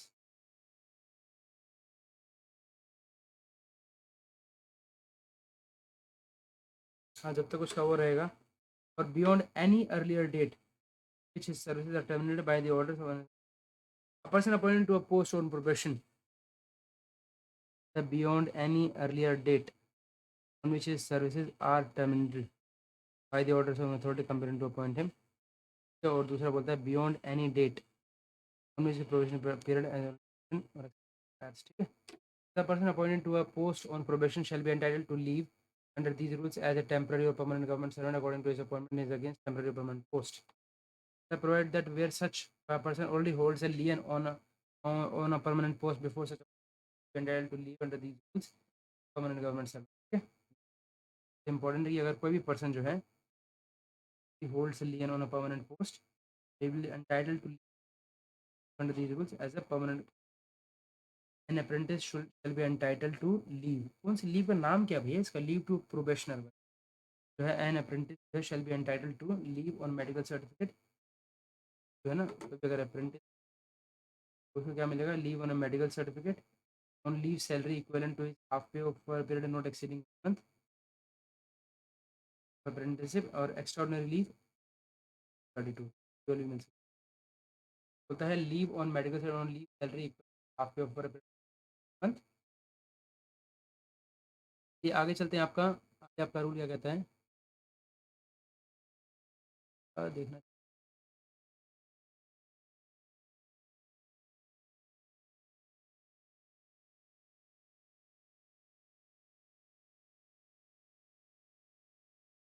कि यहाँ तक है आपका 51।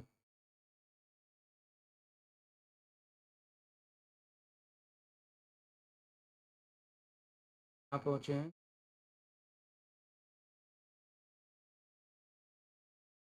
34 rule number.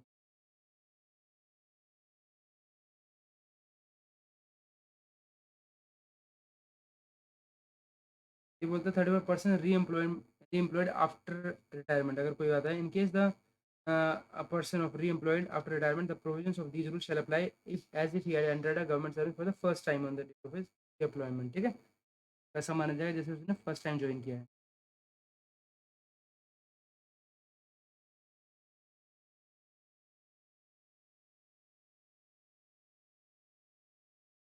he had entered government time on the, फिर बोलता है 38, अच्छा 35, 36, 37 delete है, 38 बोलते हैं, बोलते हैं लीव प्रिपेटरी टू रिटायरमेंट, है ना, बहुत सुना है इसके बारे में। A government servant may be permitted by the authority competent to grant leave to take leave to retirement to the extent of earned leave due, not exceeding 300 days। तो कहता है extent of earned leave due, not exceeding 300 days, together with half pay leave, subject to the condition that such period extends up to and include the date of retirement।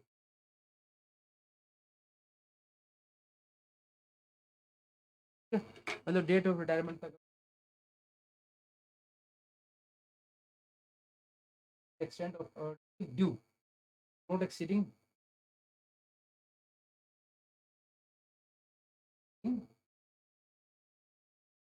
by the comparent current leave, extent of earned leave due, not exceeding the half pay leave, okay, that extends up to and includes the date of retirement, ठीक है। The leave granted as per leave provision shall not include extraordinary leave, तो ये भी है ना, it shall not include extraordinary leave को इसके अंदर नहीं होना चाहिए, क्योंकि तो रिटायरमेंट के leave कैसे, एक्सटर्नल लीव जो है आपके एडमिसिबल तो है, लेकिन वो आप जब कहते हैं कि भाई और दूसरी लीव एडमिसिबल ना हो, राइटिंग में लिख के दे, ठीक है, या फिर करा हुआ है उससे 24 मंथ्स, या फिर ठीक है, या फिर जो है ठीक है, तो ईएल नहीं देनी है मतलब, ठीक है। अगर गवर्नमेंट सर्वेंट हुई इन फॉरेन सर्विस और अंडर एनी लोकल गवर्नमेंट, ठीक है, applies for leave to retirement foreign employ, तो मान लीजिए कोई कोई भी फॉरेन सर्विस, फॉरेन सर्विस और इन एनी, तो उस केस में क्या है, apply for leave the decision to grant or by the foreign employer, company से पेंडिंग है थोड़ा, ठीक है। then government foreign shall be allowed to earn cash on leave, that is correct। Government servant on foreign services shall also be allowed कर देना चाहिए and cash earned leave, that is correct, date of his retirement in the manner provided in this।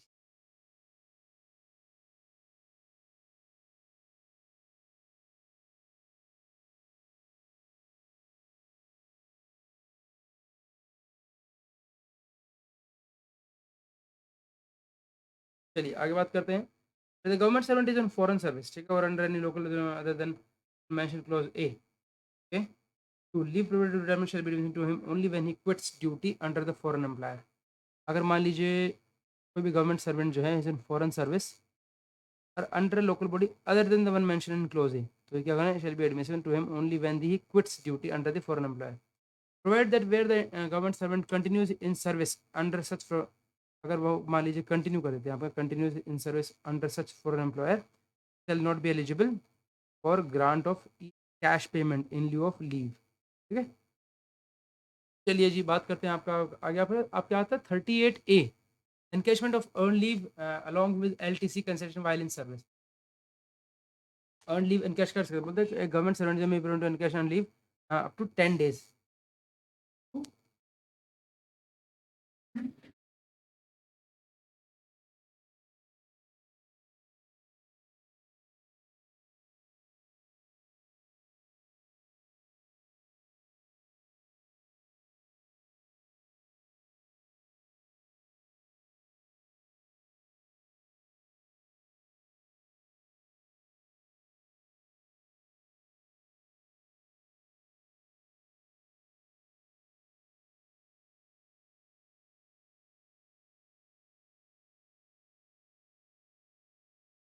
बात करते हैं encashment of earned leave along with leave LTC while in service। तो government से मैं to encash earned leave up to 10 days, जब आप लेते हो तो आपको 10 डेज की एनकैशमेंट मिलती है, violence service condition that balance of at least 30 days of EL आपके पास होनी चाहिए to start after taking into account the period. अच्छा, वो एनकैशमेंट लेने के बाद भी आपके पास कम से कम 30 दिन की छुट्टी बचनी चाहिए, ठीक है। Encash on leave of 10 days, ठीक है, और ये है बैलेंस ऑफ एटलीस्ट 30 डेज आपके पास बना चाहिए। ठीक है, एक तो ये दूसरा the total total leave to be encash during the entire career में जो है आप 60 दे सकते हैं। ठीक है, एनकैशमेंट जो है may permitted to encash up to 10 days, 10 days की ले सकते हो। The cash equivalent for encashment leave भी कैलकुलेट किया जाएगा किस तरीके से, that is pay admissible on the date of availing of LTC plus DA around होगा, कोई भी जो आपकी पे है तो डीए करेंगे ऐड डिवाइडेड बाय 30, एक दिन का आ गया, तो मैं number of days earn leave being cash. House rent क्या रहेगा आपका इसके अंदर, डीए डीए याद है, no house rent shall be cash equivalent, हाँ एचआरए नहीं काउंट होगा, याद रखना है into the cash equivalent this. Then फिर बोलता है the period of earn leave in cash shall not be from quantum of leave that can normally be in cash by the government servant rule this the government servant fails to leave avail the LTC time prescribe. ठीक है, जो भी आपने अगर आप fail to avail the LTC within the time prescribe जो आपने दे रखा है, रिक्वायर्ड टू रिफंड, आपको वापस करना है entire amount of leave when cashed with interest at a rate of 2% above the rate of interest allowed by the government servant as applicable to provident fund। जो भी पीएफ पे लगता है ना उससे ऊपर 2%। अगर आप छुट्टी अवेल नहीं करते तो आपको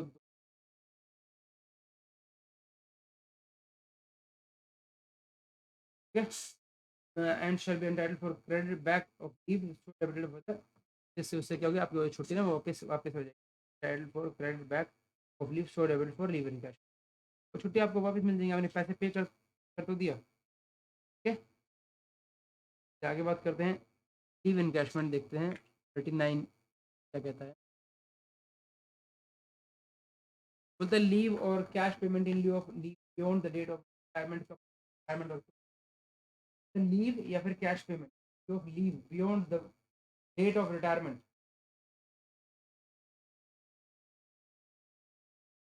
ये बोलते हैं no leave shall be granted to government servant beyond the date of retirement finance retires by giving notice of government is retired by council in due of such notice, the date on which he retires by giving notice or is retired by government by giving the pay and allowances in, हाँ कोई नहीं देगा भाई, अगर government servant retire mattering the normal age as under the terms and conditions governing a service, the authority government to grant shall leave so granting cash leave, हाँ तो ये करेगा वो क्या करेगा, है यहाँ पर the authority government to grant leave shall government servant retires on normal age, the authority competent to grant shall sumo to issue granting cash equivalent of leave and leave, ठीक है, any at the credit of the government servant, the cash equivalent for leave cash equivalent simple सा तरीका है पे admission कैसे allowance this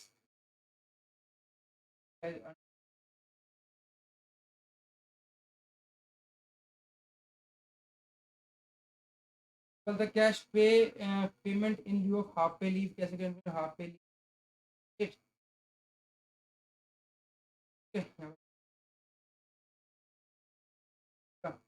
half pay allowance, the overall limit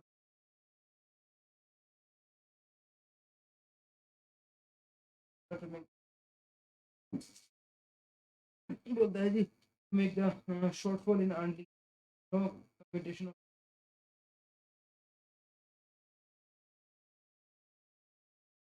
यहाँ पे भैया to make up the shortfall in earned leave no commutation of skill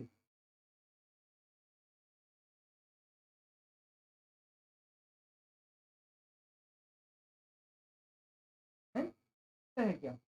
तो हमें हमें तो सिर्फ 30 दिन की मिलती है भाई, कैश इसका एक्चुअल का अलग से मिलता है, इसका अलग से मिलता है, ऐसा होता है क्या, आगे मिलती है to make up the shortfall in earn leave no community आप पे 30 दिन की मिलनी चाहिए, देखा जाए फर्क पड़ता है यार। मैंने गवर्नमेंट से रिटायर दिया, नॉर्मल एज अथॉरिटी मोटो करने का शिकल for both early cash equivalent for early कौन के दे इस तरीके से आपको होगा शॉर्ट ए मैं जो सोचता था वो ये सोचता ईएल जो है आपको ये कम पड़ता तो हम एच तो उसको 3 कर देते हैं। That's not the case. जो हमें पढ़ने से समझ में आ रहा है वो ये कह रहे हैं कि आपको जो है granting any current leave salary for both earn leave और हाफ पे लीव दोनों की मिलती है 300 150 ये और 4.5 इससे लिमिट नहीं नहीं नहीं नहीं अरे शेल नॉट एक्सीड 300। एक तरीके से कहने का मतलब यही हो गया कि वही जो हम सोच रहे थे वही है। 300 छुट्टी देनी है कैसे भी दे लो, ठीक है। अगर आपके पास मान लीजिए 150 ईएल है और 300 आपके पास एच पी एल है तो 300 दिन की ईएल मिल जाए।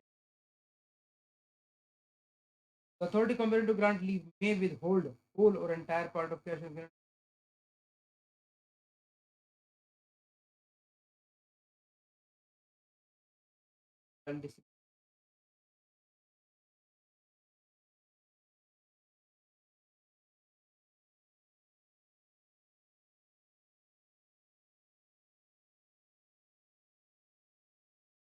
part of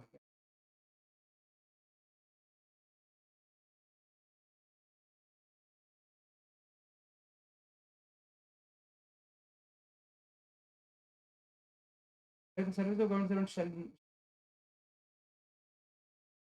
where government जाती है जब रिटायरमेंट क्या क्या मिलना चाहिए and only which the period of action any earned due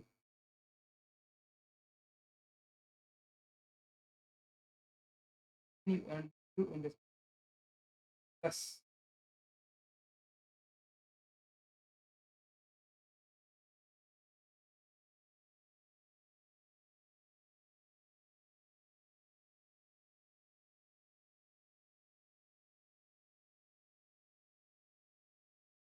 maximum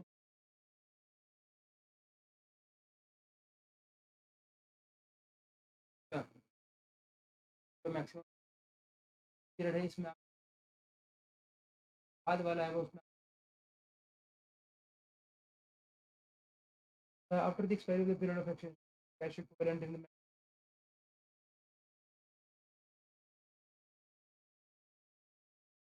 आपके लिए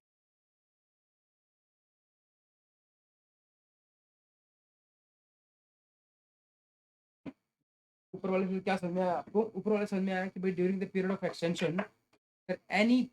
earned leave due in respect of period of such extension कहता है इसमें कि during the period of extension any earn leave due, ठीक है, एक्शन ड्यू होती है अगर in respect of period of extension plus the earn leave credit जो है to maximum 100 days oblique 300 days, ठीक है। पहले वाले केस में 180 दिन, एक्सटेंशन की पीरियड में भी 180 दिन ले सकता है, मतलब क्रेडिट हो सकती है, ठीक है। तो ये बोलता है after expiry of period of extension, period जो है ना आपका वो एक्सपायर हो गया, अब क्या करेंगे? Cash equivalent in the manner provided in the clause B of sub rule 2 in respect of both earn leave, both earned leave and HPL credit on the date of retirement plus the earned leave and FPL leave earned during the period of extension reduced by the earned leave and half pay leave availed of period subject to a maximum of 300.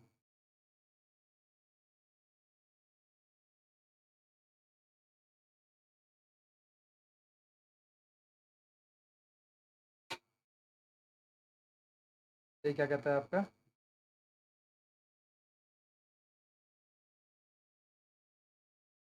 After expiry of the period of extension, cash equivalent in the manner provided in the clause two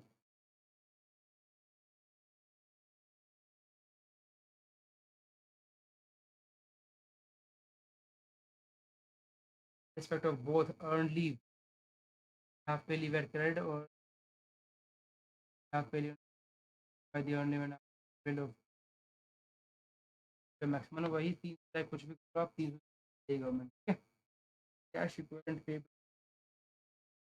plus in the manner indicated in the clause cash equivalent 2 of clause A जो है shall be calculated manner indicated जैसे बताया गया वैसे। A government servant who retires or is retired from service in the manner mentioned in clause C of sub rule 1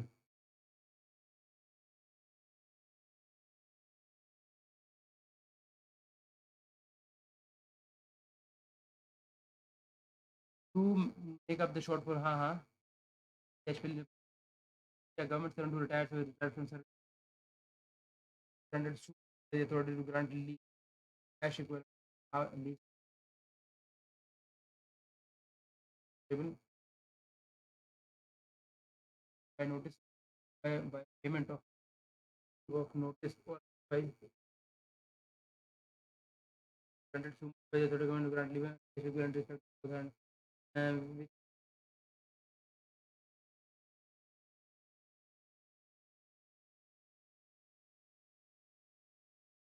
and rendered to grant leave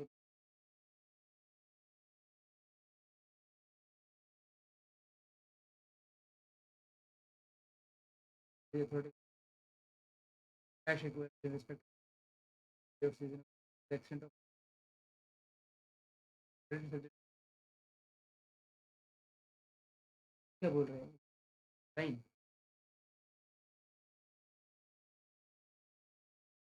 देखिए थोड़ा ध्यान दीजिएगा ये कुछ अलग यहाँ पे कहते हैं यहाँ पर government servant who retires or is retired from service in the manner clause C में जैसे मान लीजिए वो कहते हैं to make up the shortfall in earn leave no no commutation of half pay leave into half pay leave shall be permissible, ठीक है समझ में आ गया। तो है 1 का सी है ना,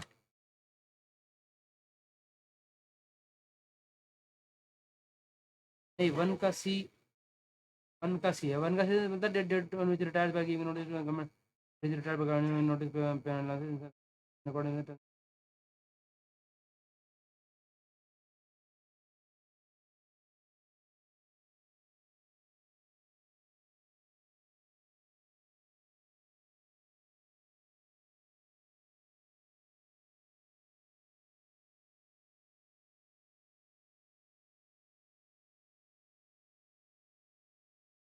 तो ये कहता है कि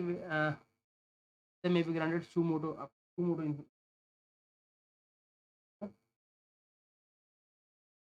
तो कैश इक्विवेलेंट टू दिस आपके लिए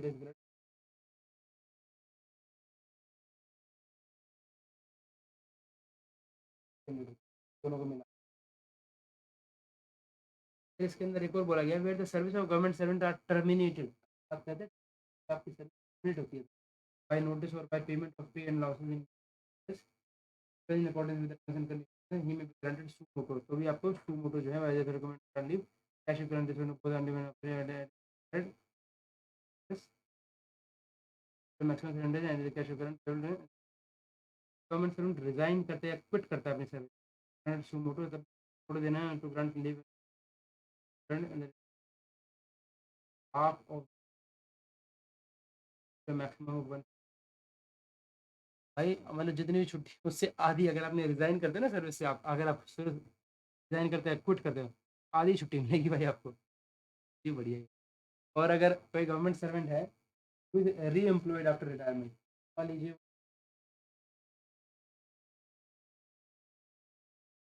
री employed after retirement or may on termination of re employment, अगर मान लीजिए कोई री एम्प्लॉयमेंट होता है after retirement or may on termination of his re-employment be granted suo motu by an authority competent to grant for the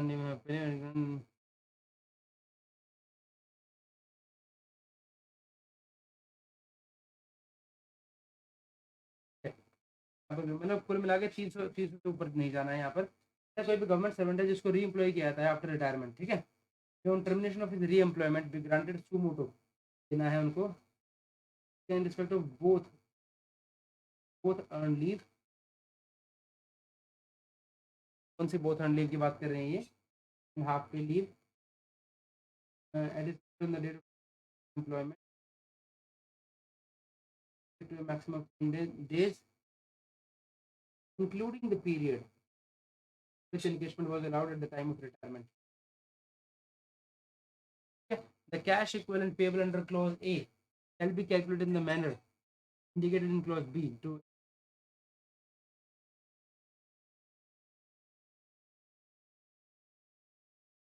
the cash equivalent payable under clause A shall be calculated in the manner indicated in clause B of and for the purpose of computation of cash equivalent under the clause 3 of A. Cash तो एक ही तो है. So the cash equivalent payable under clause A shall A calculated will be calculated in the manner indicated in clause B of 2. हाँ ऐसे ही करेगा. And for the purpose of cash equivalent 3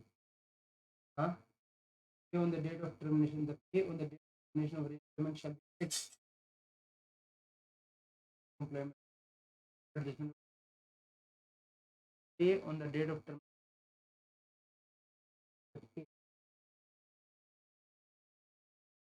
The date of shall be the date of post of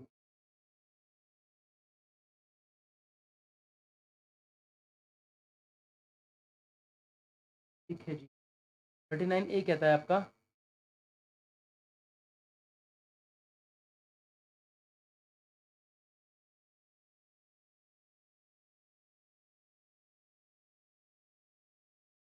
ए बोलता है आपका that cash equivalent to leave salary in case of death in service.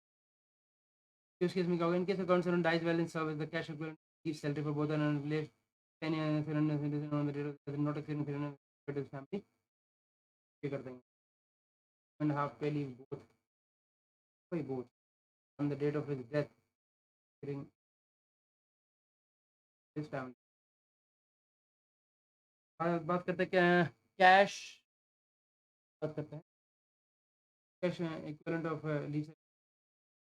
Payment of dearness allowance only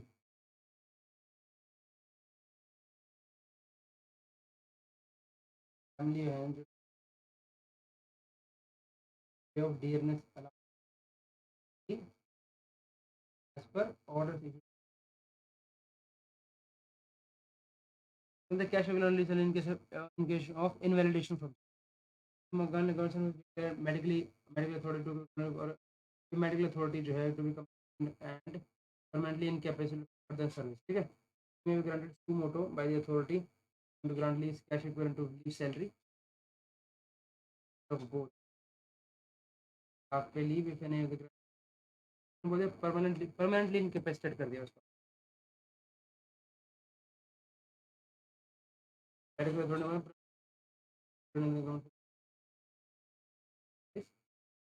cash equivalent government's not in permanent employment.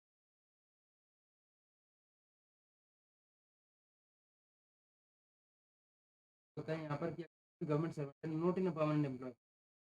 not in a permanent employee but it will not however be granted. Not however be granted.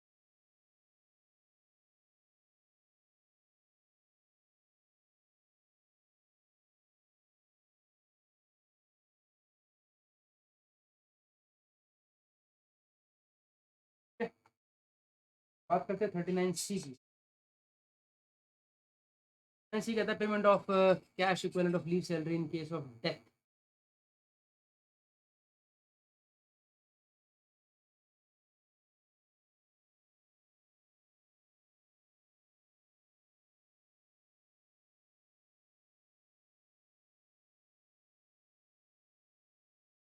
Okay.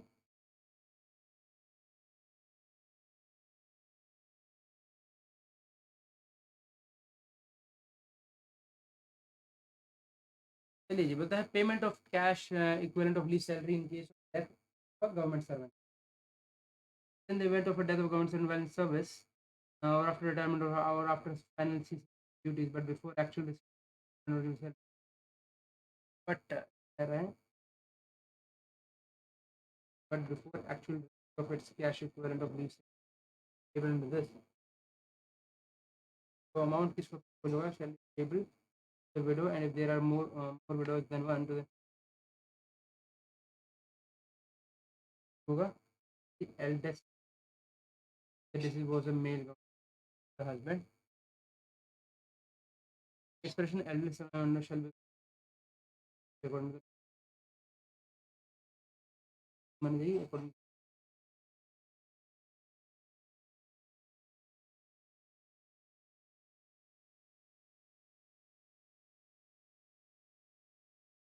failing a widow or husband in the case of eldest surviving son,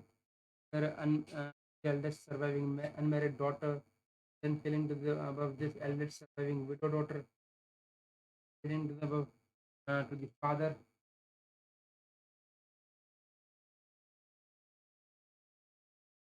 eldest surviving married daughter,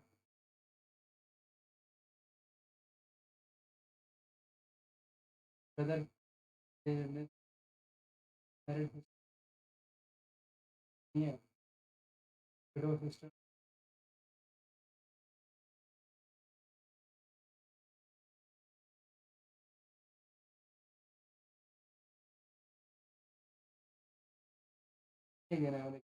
and D बोलता है आपका cash equivalent of leave salary cash equivalent of leave salary shall in case of permanent observation equivalent in case of permanent absorption अगर आपकी government service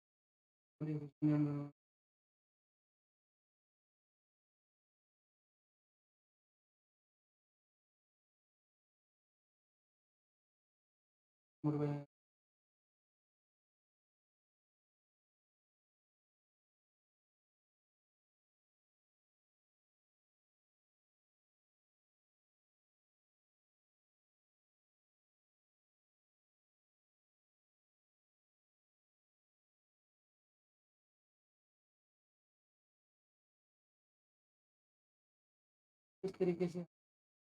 40 पर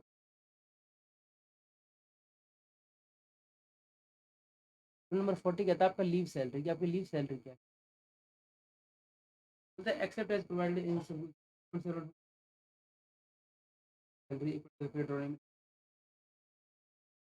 leave salary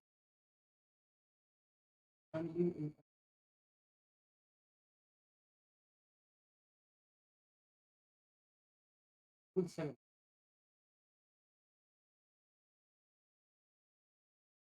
service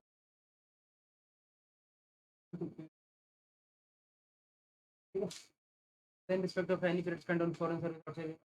out of India. Would have drawn it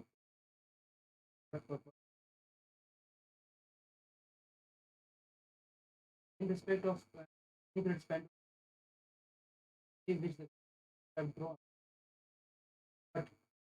yeah, अगर मान लीजिए कोई आपने out of India foreign service out of India कह रहा है आपका period spend out of India यहाँ पर मैंने सब ये एक्चुअली ड्रॉन आपको इसमें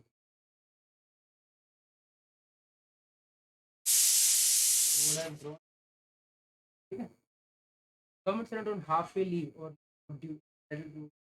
की salary equal amount half pay leave not this leave salary equal to half leave salary equal to amount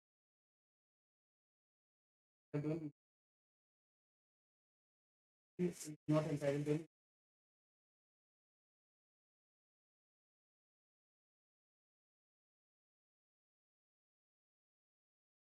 any push की leave salary in the government leave earned by him during employment earned by him pension in the government servant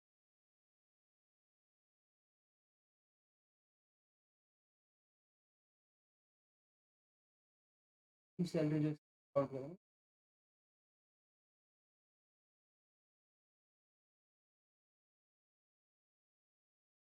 the case of a person at size a person rather than earn an amount have to result credit will be necessary adjustment. In the case of a government who the leave already yield of more than if they have then credit then करना पड़ेगा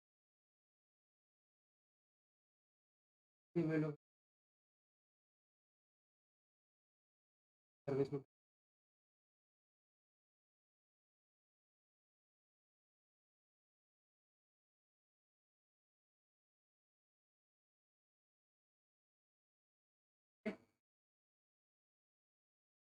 benefit of increase volume increase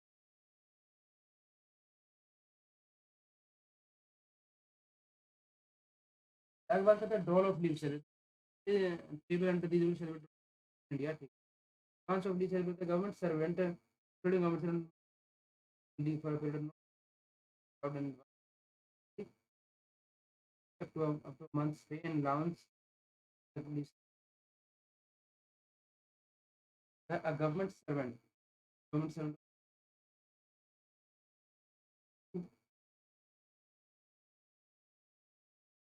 months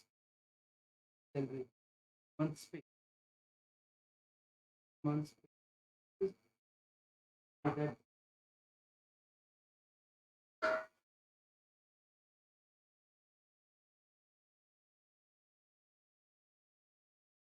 to deduction of recovery of advance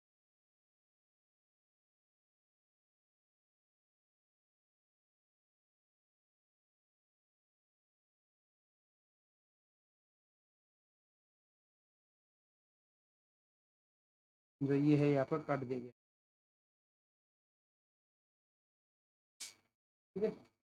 इस तरीके से जो हमारा ये है यहाँ का कंप्लीट रहता है तो विद दिस